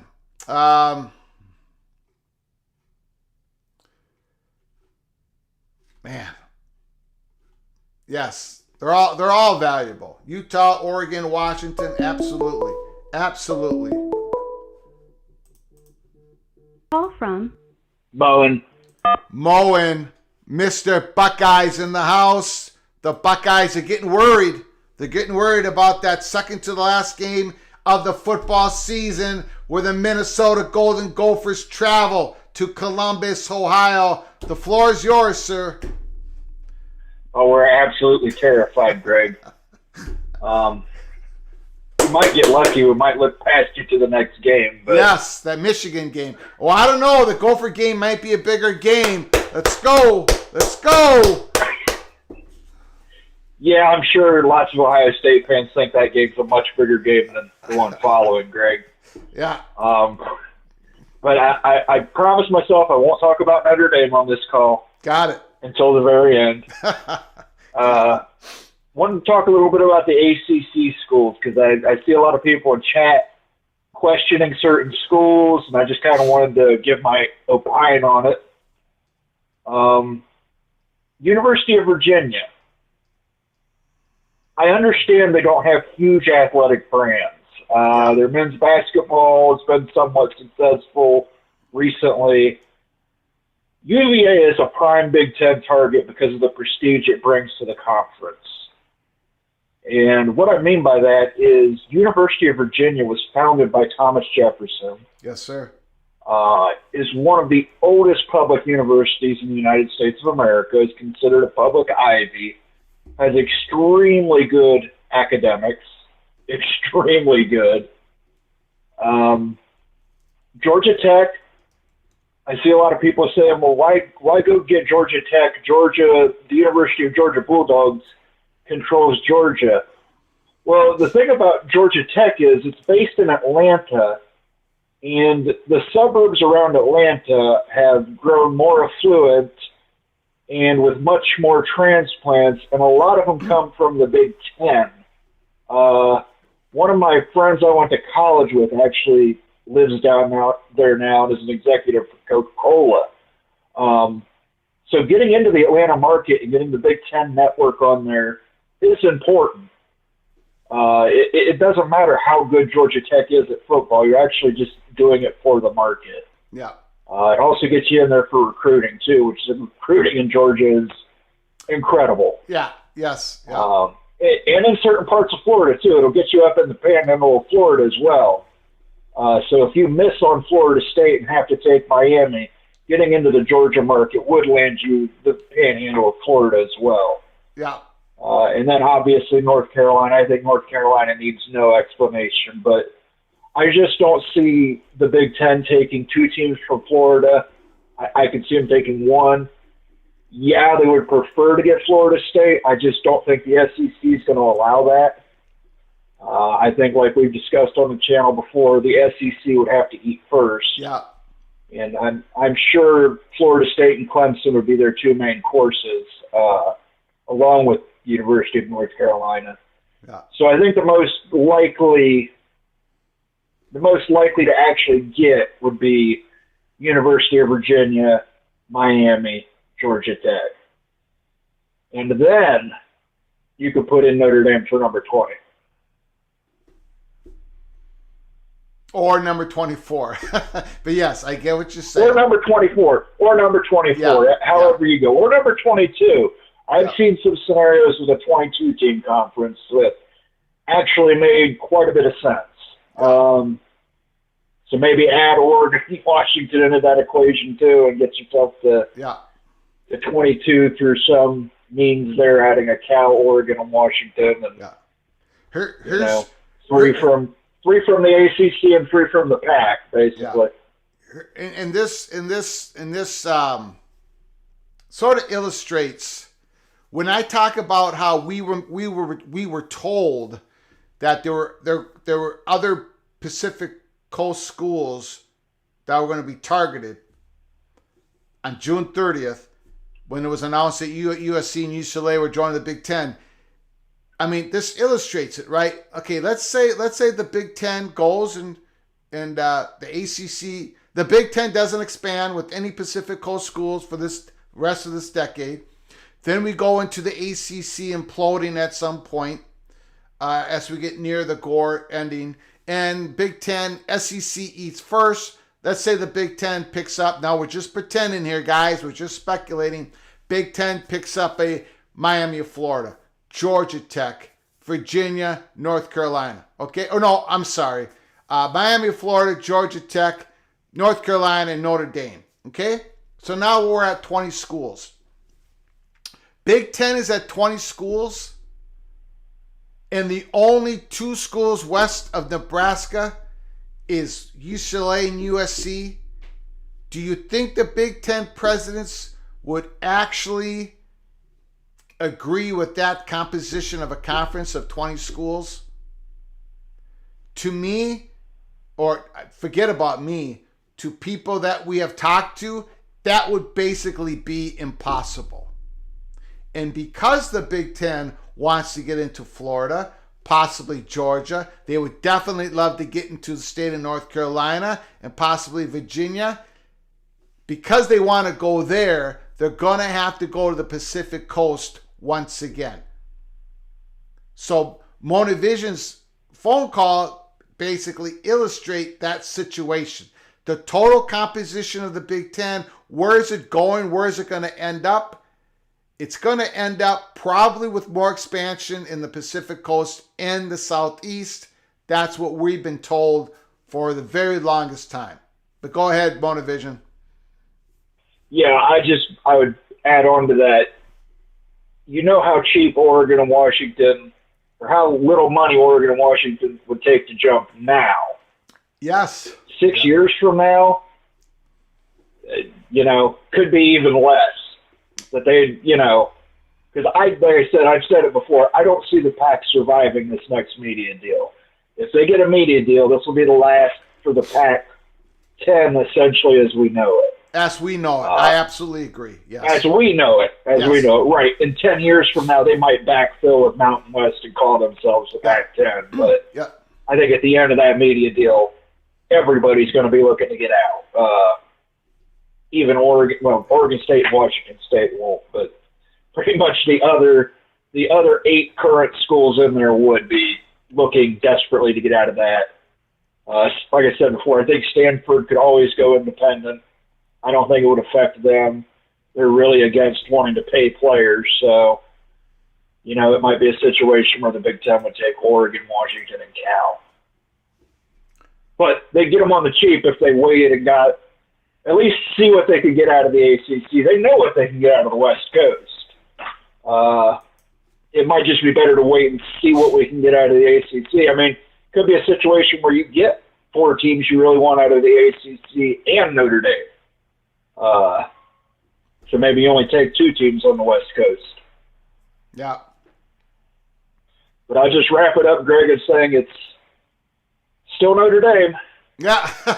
Notre Dame has to move for anybody to make the best attempt to get out of the ACC. And if Notre Dame would move to the Big Ten now, there'd be enough money to add Oregon and Washington and probably Cal or Stanford. Yeah. So Notre Dame. Got it. Thank you, sir. All right. See you, Greg. Great call.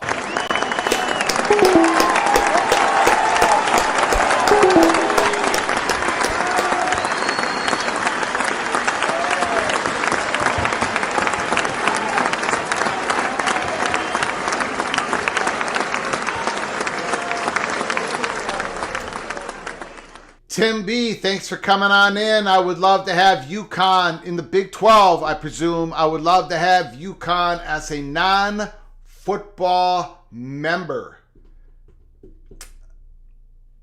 Yeah, I bet Brett Yormark would love that as well. Man, it's going to be fascinating. Again, we have to talk more about UConn on this channel. We really do. I have failed to bring them up, so we'll talk about it. Again, though, the top of the dominoes is the Pac-12 schools. Got to see how all that falls before I think we get to the UConn stage. The Gonzaga, that might happen. That might happen before we figure out what's going to happen with the Pac-12. If the Pac-12 is going to push this out a couple more months, we'll see. But usually with realignment, it starts at the top. The top domino and the top domino pieces are in the Pac-12. So UConn's going to have to wait.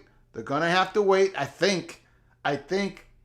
Although Brett Yormark, man, he's a little bit untraditional, unconventional.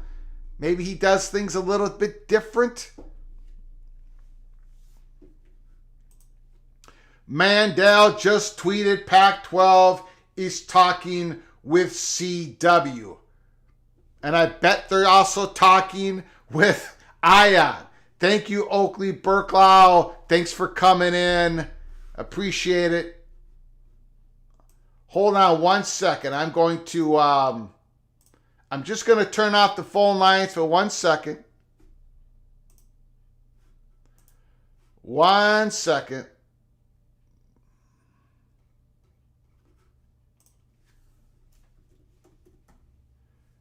Give me a second, everybody. Give me a second.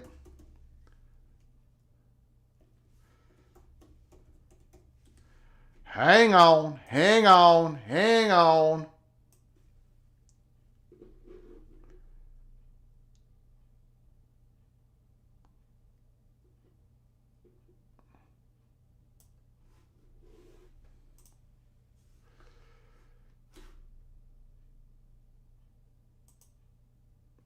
Here's the tweet. Here is the tweet. It's a live show. Keep your head on a swivel. Anything can happen. Anything can happen. Keep your head on a swivel. Could the Pac-12 football be coming to the CW? The latest on the league's TV negotiations now expected to go into late spring, early summer, and Brett Yormark's meetings with the Pac-12 schools reporting with Max Olson. This was just released 11 minutes ago. 11 minutes ago, The Athletic. Now, if you can give me just a moment, please give me a moment here. Everybody, give me a moment. Give me a yes or no. Give me a yes if you want me. Hold on a second. Hold on a second. Everybody, time out. Time out. Hold on. This is live television, and you guys know the host is not too bright. Hold on. Hold on. Okay. Let's see what I can do here. Give me a second.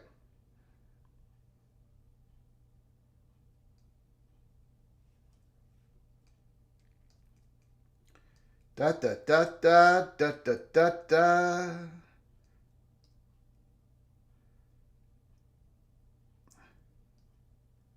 All right, so give me a yes, give me a Y or an N. Give me a yes if you want me to read you the new Athletic article by Stuart Mandel and Max Olson, Pac-12 media rights deal, what we're hearing on the extended timeline in negotiations. Released 17 minutes ago. I will read you the article. If I get more Y's than N's, put down in the comments section.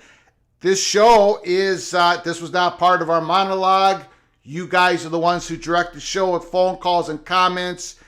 If you don't want me to waste your time, but I do want to read this article, but give me a Y or an N. Okay, we're getting the Y. It's okay. We got a lot of Y's. Let's do this. Here's an article released. I haven't read it, of course. Thank you. Who gave me the heads up on this? I'm sorry. Oakley Burklow. Thank you so much. Thank you so much for giving me the heads up. Okay, this is the article. The Pac-12 first opened negotiations on its next media rights deal. Again, this is Stuart Mandel and Max Olson.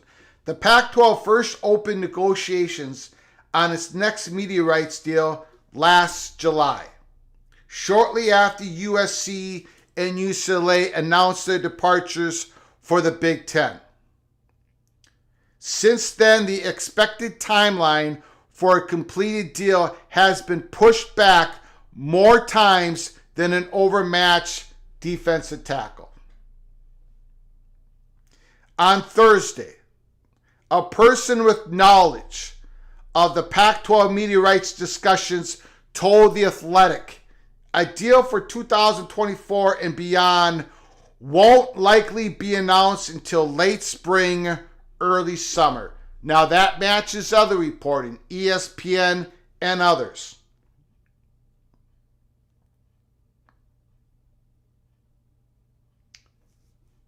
Less than a month ago, Arizona President Robert Robbins told The Athletic he believed the conference would have a deal within the next couple of weeks. In the same week, Arizona State President Michael Crow told the state press, "I think we're close to a deal." The person with knowledge of those discussions now says those comments were overly optimistic. The delay may be in part because of the emergence of a new potential partner. Two sources indicated that there have been recent discussions between the Pac-12 and the CW, a national over-the-air broadcast network better known for the scripted shows like Gossip Girl, Supernatural, and Riverdale.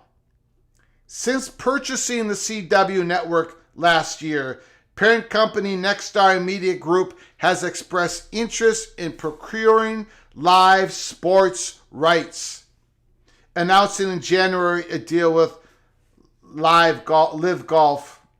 The conference, whose current deal expires in the summer of 2024, remains on pace for a customary media rights timeline, which I think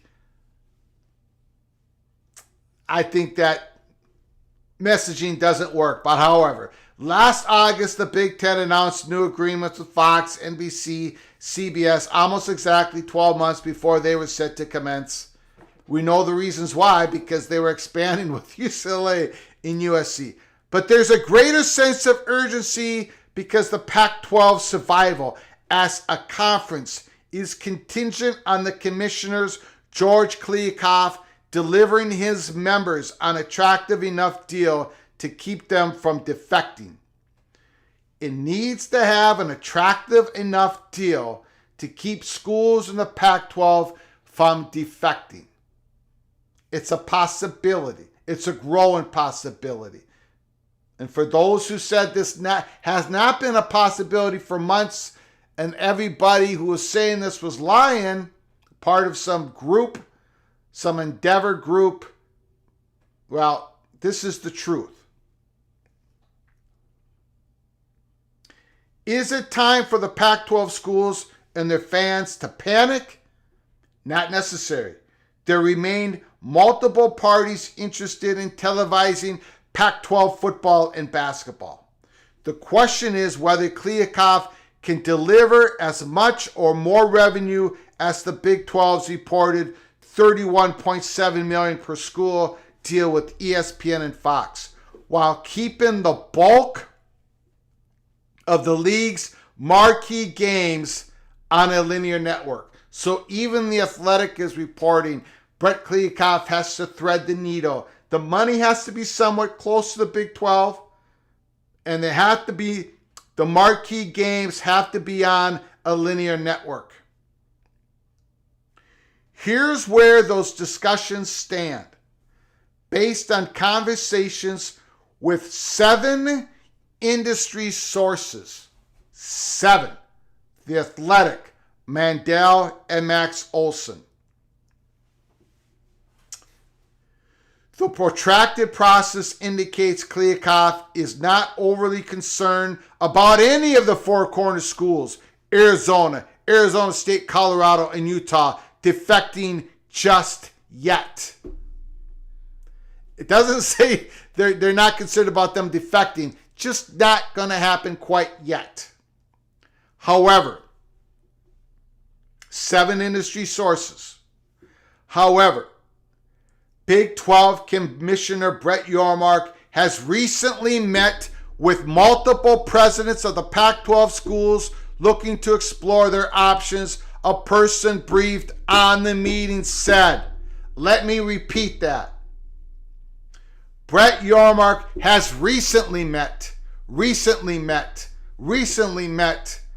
with multiple presidents of the Pac-12, not one, multiple Pac-12 presidents looking to explore their options. So this isn't something that happened probably just a month ago, 2 months ago. This is recently. You better believe this happened.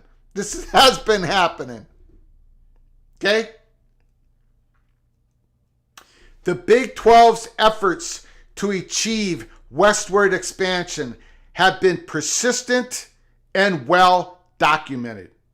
Dating back to last July, when Yormark was hired days before the Big Ten landed USC and UCLA.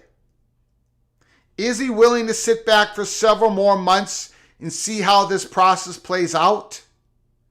Or will he focus on convincing more impatient members to make a move? Despite significant cost-cutting measures underway at parent company Disney, ESPN remains interested in Pac-12 rights, but not likely at a price the conference is seeking. And again, we said this on this live show. We have seen the numbers that ESPN and Fox has offered. Not good. Not good. Like below even what I thought. Again, I'm not going to give that precise information out, protect sources. I'm just not going there. I will let other people go there. But we have finally seen those numbers. It is not workable for the Pac-12. Schools would leave.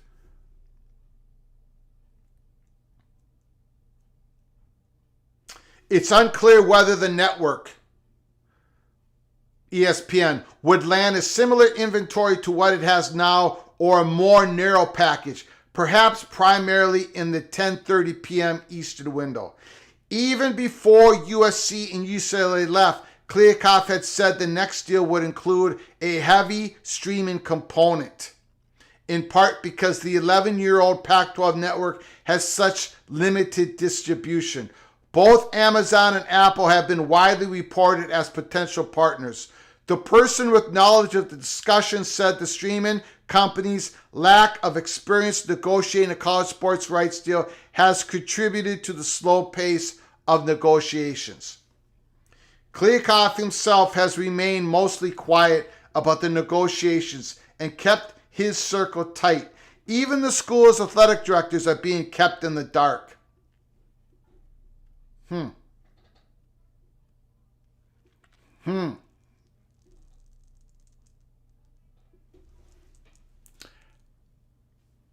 I can tell you that's not how the Big Ten operated in this last meeting negotiations.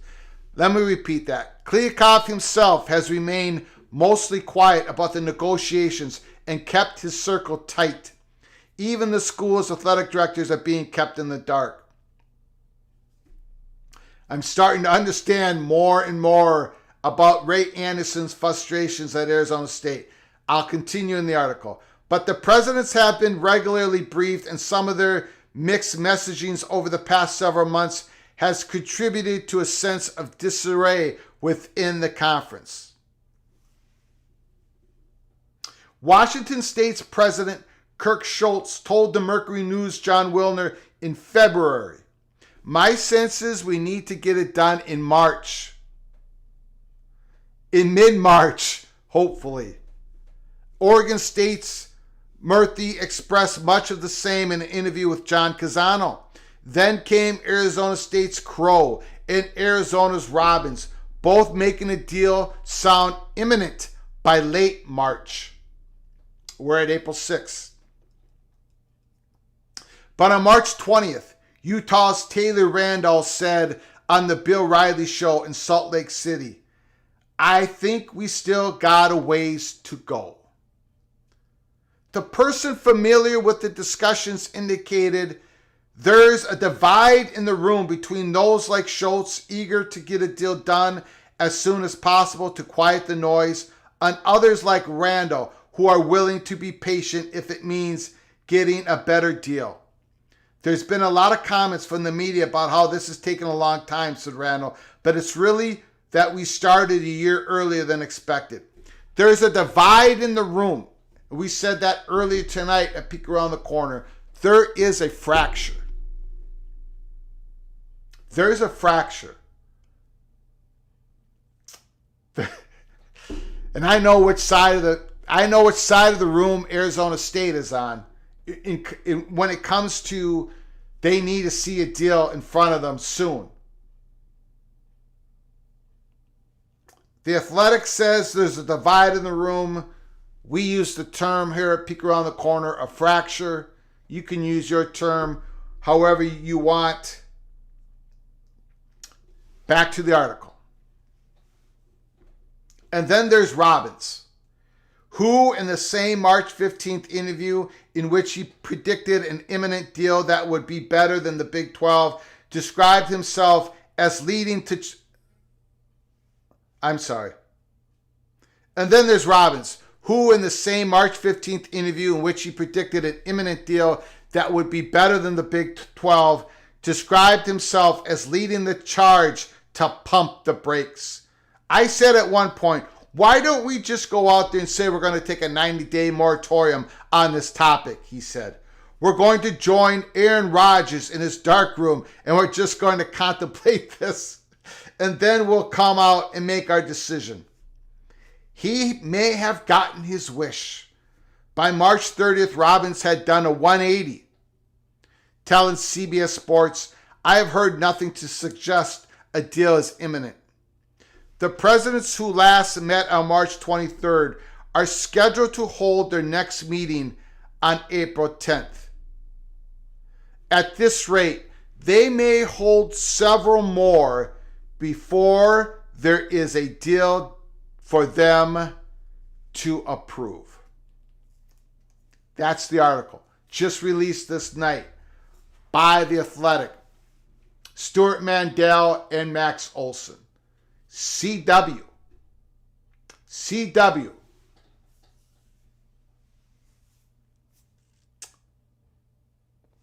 Interesting.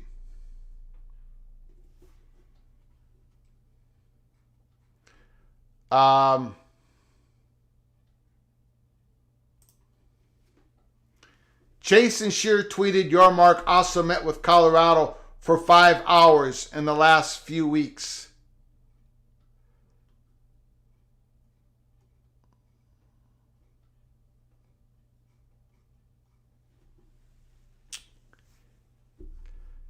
Give me another moment here, guys. Things are popping up on Twitter. Give me a second. This is what happens on a live show. You don't know what's going to happen. Keep your head on a swivel.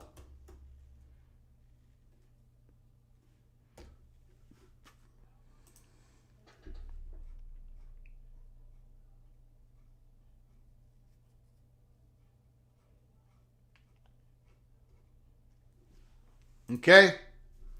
All right. Thanks for the heads up. Thanks for the heads up. Here we go. Here we go.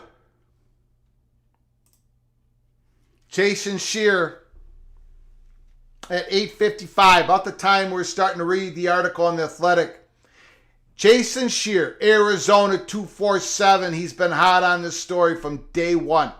As we mentioned on Wildcat Authority, that is Arizona 247. A few weeks ago, Robbins has met with Brett Yormark. Those discussions will get more serious with no deal in sight.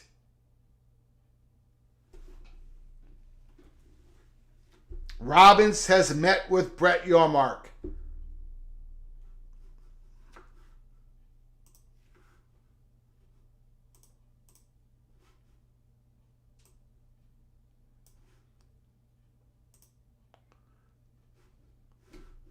As it was expressed 4 minutes ago by Jason Shear, Yormark had also met with Colorado for 5 hours in the last few weeks. Enjoy your night. Shear out.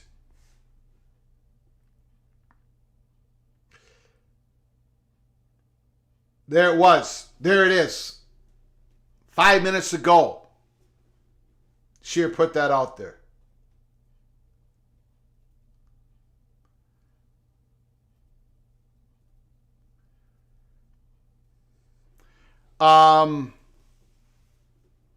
The title of the show tonight is Pac-12 is in danger. And it is. It is. The numbers I saw,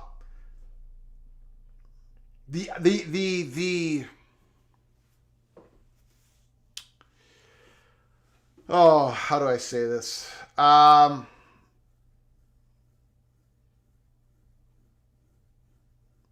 The numbers I saw, the offer that Fox and ESPN both gave, that they haven't moved off of, Fox and Pac-12 haven't talked forever,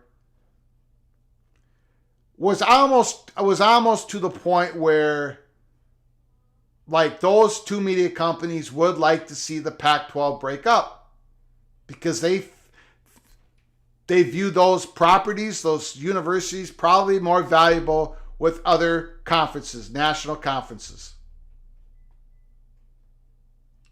So Pac-12 is in danger.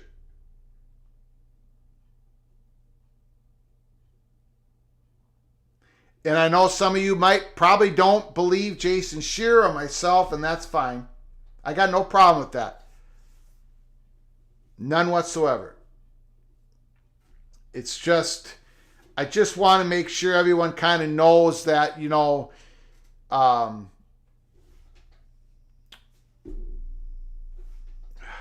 so much stuff going on my Twitter right now.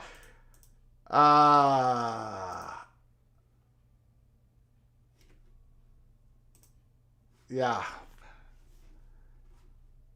Okay, let's get back to your comments.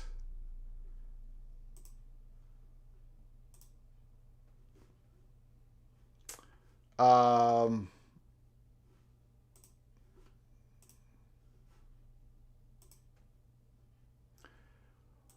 line is now back open. Give us a call. 763-260-1333. The phone lines are now open. What do you think of the Athletic article? What do you think of Jason Shear's tweets? Just let me know.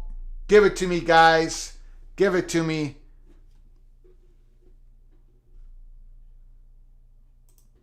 Sky, Greg, did you see where Jamison Battle is transferring from Minnesota to Ohio State? We only really talk about college football, a little bit of college hockey. I don't want to talk about Minnesota Golden Gophers basketball. Battle is transferring, decent player, not a needle mover. So, maybe he'll work out for the Buckeyes. Don't expect much though.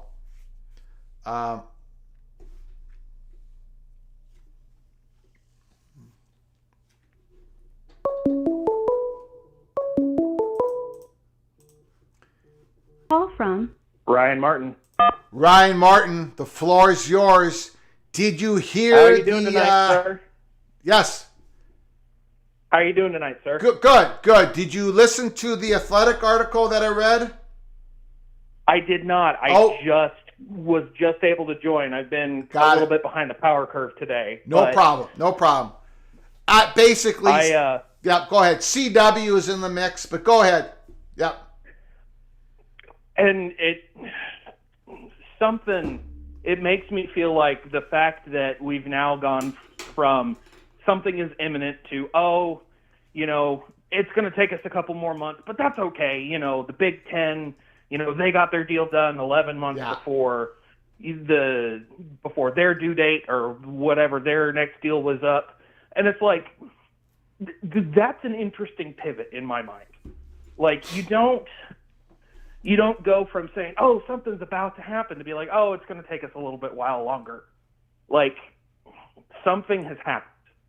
The fact that the thing that I think was interesting is the fact that Stuart Mandel tweeted earlier today that something along the lines of, the people who were optimistic, hey, sorry, my dogs are acting up. Stop it. No problem. I love dogs. They can act up.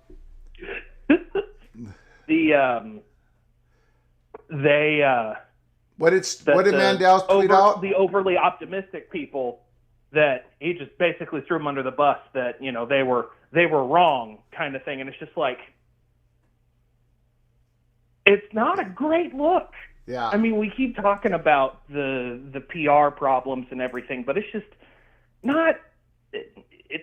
You think that eventually they're going to turn a corner and things might start looking better, but it keeps getting worse, doesn't it? Yeah. Yeah,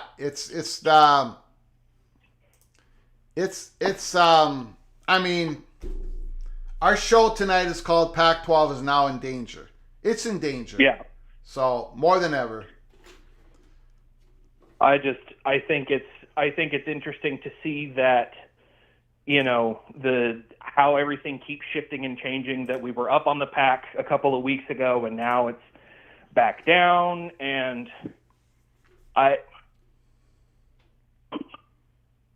one of the things I'll be interested to see is how the Big 12 continues to pivot.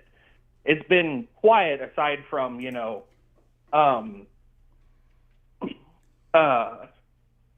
all of the things that are coming out of the Big 12 office that are just like, and now we're doing a small business thing, and we announced camps with the out at Rucker Park, and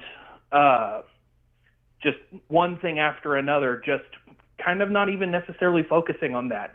You have people who are, like Dennis Dodd, who a lot of people think he's a mouthpiece for the Big 12, and they may be somewhat right about that, but the fact that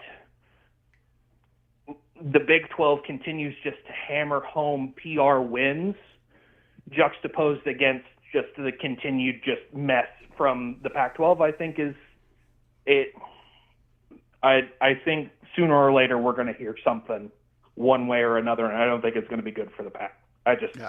That's my 2 cents for the night. I'm speaking very generically, but No, that's fine. That's fine. It's I think you nailed it. One thing I will leave with you, just something interesting that I've picked up from some friends in the alumni circles that I'm around. The gap supposedly in education, because that's been a big talking point about Pac-12 stuff. As a differentiator is all the education stuff. The gap might close here soon, and that's all I'm going to leave you with. I'm just going to tease you a little bit with that, but got it. There's something interesting in the works for the Big 12 there. So got it. I'll leave it at that, and I will open the floor back up to whoever wants to talk next. Thank you so much. Appreciate it. You have a good call. one, man. Thank you. All right.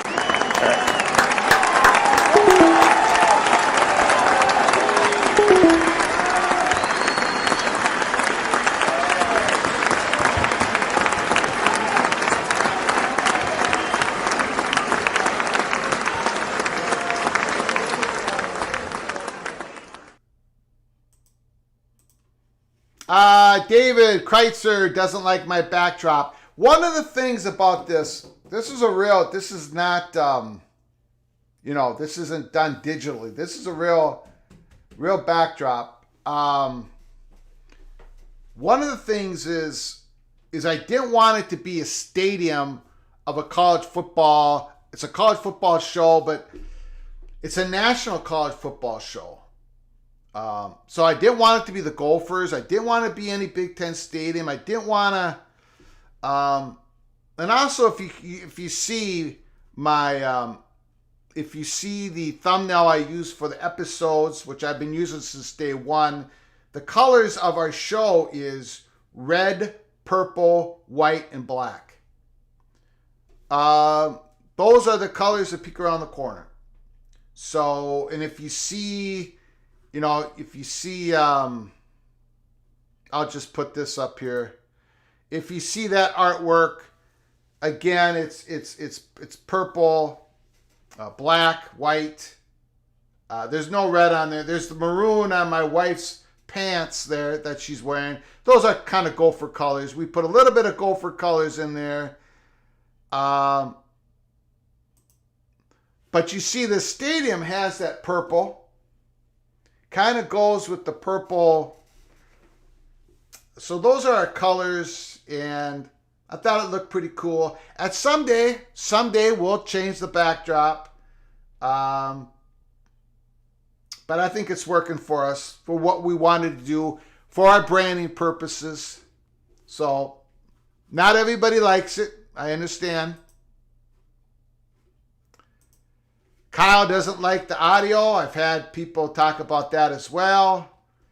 Part of that is where we're talking right here in the studio. You spilled your yeah. Well, it's an honest to goodness picture. Mustard on the shirt has an M on it. Nice.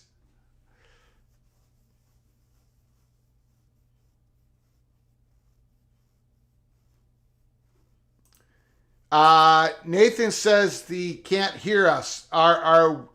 Is our audio wrong? Is it off? Give me a audio and fine. Okay, people are saying it's fine. I don't know. It's tough. It's tough. It's tough to please everybody. It's fixed. Okay. Thanks. All right. All right. Phone lines are open. 763-260-1333. Give us a phone call. Big night. Big night. It's Pac-12 is in definite danger. Presidents have been meeting with Yormark. We knew that. We've known that. They've been talking for a while. They're getting their backup plans. I know there was a lot of pushback in some parts of Twitter and message boards saying that the Pac-12 schools are not talking with the Big 12 at all. They're just... But we knew that was incorrect. The sources...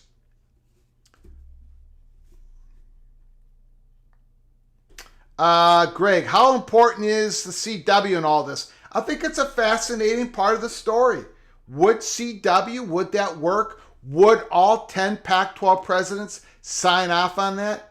How would they view that as some of their football games being played on CW versus ESPN2, like Larry Pilgrim brought up earlier this evening? I think it's a huge gamble. I think it's way out there. But again, those Pac-12 presidents, Pac-12 universities do not want to leave each other. I think they're starting to feel like they're getting forced to leave each other, but they don't want to leave each other. Is CW, would that be, first of all, is CW willing to pay? Are they willing to pay extra? The only sports is that live, live, whatever, golf. I've never watched it. The ratings are incredibly bad on that channel. That golf, the Saudi Arabia-owned golf organization being played on CW. It's tough. It would be a massive gamble. But are all 10 schools willing to take that gamble? And for it to be a couple months away, again, somebody's going to fill that vacuum. Someone's going to lead. If there be meeting, look, if Colorado, and I do not doubt Jason Scheer one moment, if Colorado had a 5-hour conversation with the Big 12, we talked about it earlier today about Colorado, earlier on this live show, all that investment they're making in football, what do they want to be played on? What do they want to be on CW and Apple TV, or do they want to be on ESPN2, possibly being on ESPN sometime, possibly FS1, and maybe once in a while on Fox Sports, maybe get placed on ESPNU. Some of their games being played on ESPN Plus. Is that better than whatever the Pac-12 is going to do as the years go on with their Pac-12 network? These are big decisions. But 5-hour meeting with Brett Yormark? Holy smokes. That's a serious discussion. And that was a couple weeks ago. And what is leading Colorado to talk to Brett Yormark? Because they know. Because they know they haven't gotten a deal in front of them. They probably have a really good idea. If we, the Outpost of College Football YouTube channel, just received their numbers that they got,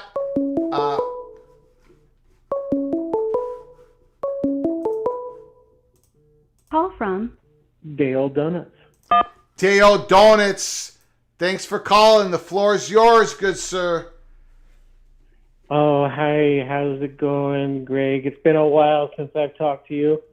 It's been too long, sir. Where have you been? I had to take a trip out to Utah from Nebraska to help my sister out with some flooding that they're getting ready for. Sure. So, and then I went to down to Florida. We have season passes to Universal Orlando, so it's been a kind of a crazy time. But anyway, I just wanted to chime in real quick. I think there's a lot of no one knows what's really going to happen, but I really think the Pac-12 really needs to take a deal with ESPN and bite the bullet and get that exposure as much as possible. Stop playing around and dinking around with this. We got to have this money. Stop trying to compete. Get on TV. Show your value for your next contract. Yeah. That's my opinion. I agree with it. I agree with you. Am I saying it's day old donuts, right? Yeah. Well, they're picking on me in the chat room because I mispronounce your name. I mispronounce Moen Vision. I say Mona Vision. I mispronounce Wild Oots. So please, everybody, don't take it personally. I mispronounce almost every single word, every single name. It's not just about my thick Minnesota accent. I was in the Los Angeles Times article that was written about me.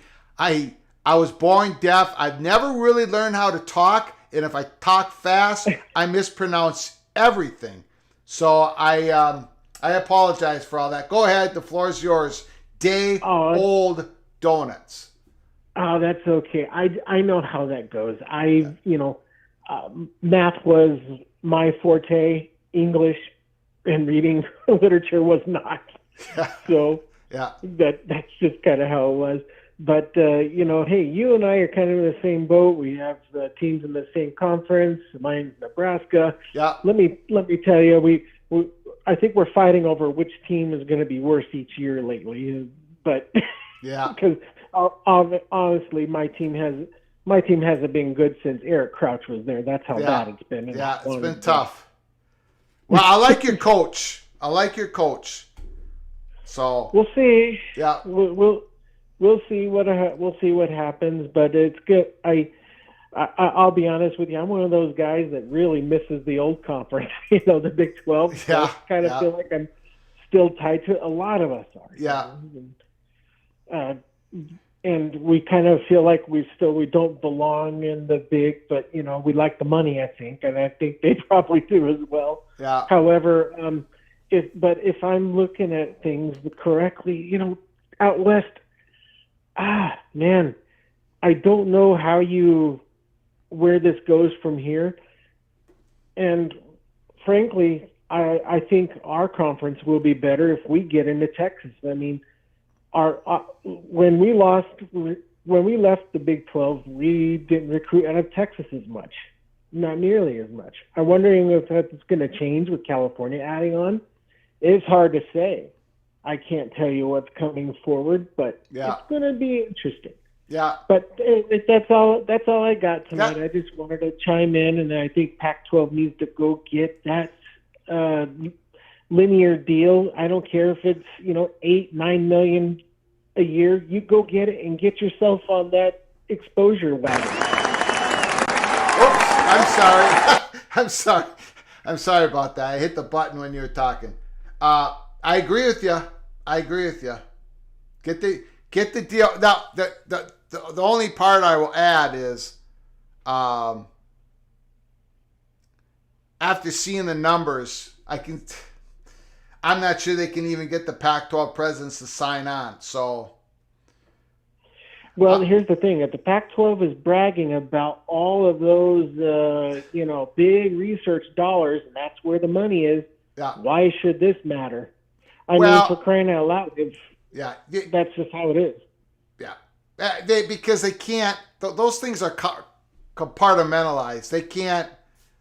Research is research, athletic is athletic, and of course we get back to the same point every time you peek around the corner. It's really exposure part of this that is the biggest problem. But as you said, if the exposure part is the biggest problem, take the deal with ESPN and Fox for those low amount of money. Yep. So, all right. Thanks for the phone call. Appreciate it. Thank you.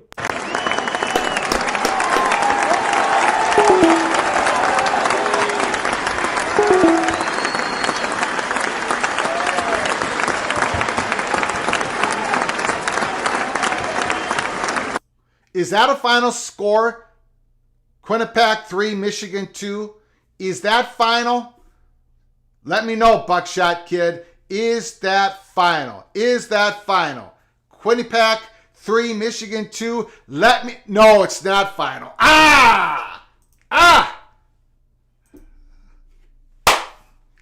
Shoot. I thought that was final. That hurts. Okay, let me know. Monavision, never stop mispronouncing Greg. It's enduring. Shout out to Will Do, Dell Donuts, and Monavision. You guys. Thanks, Monavision. Thank you for your generosity. Once again, help us keep the lights on here. Peek around the corner. Thank you so much, Mr. Buckeye. Appreciate it. Moen speaks the truth. You You be you, Greg. Thanks, Wild Dude. Appreciate it. 18 minutes to go. 18 minutes to go. Come on. Come on, Quinnipiac. I'm not looking for an all Big Ten final. I don't need an all Big Ten final. I don't need that to happen. Okay, so we've been on the air for over 2 hours. I think we're going to close it up. I wish it could be on longer, but I've got duties elsewhere.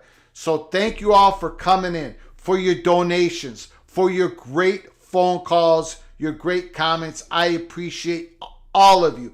If you're new to the channel, please subscribe to the channel. You're going to get notified. Follow us at Flag Empire. Keep your head on a swivel. We could be coming on at any time.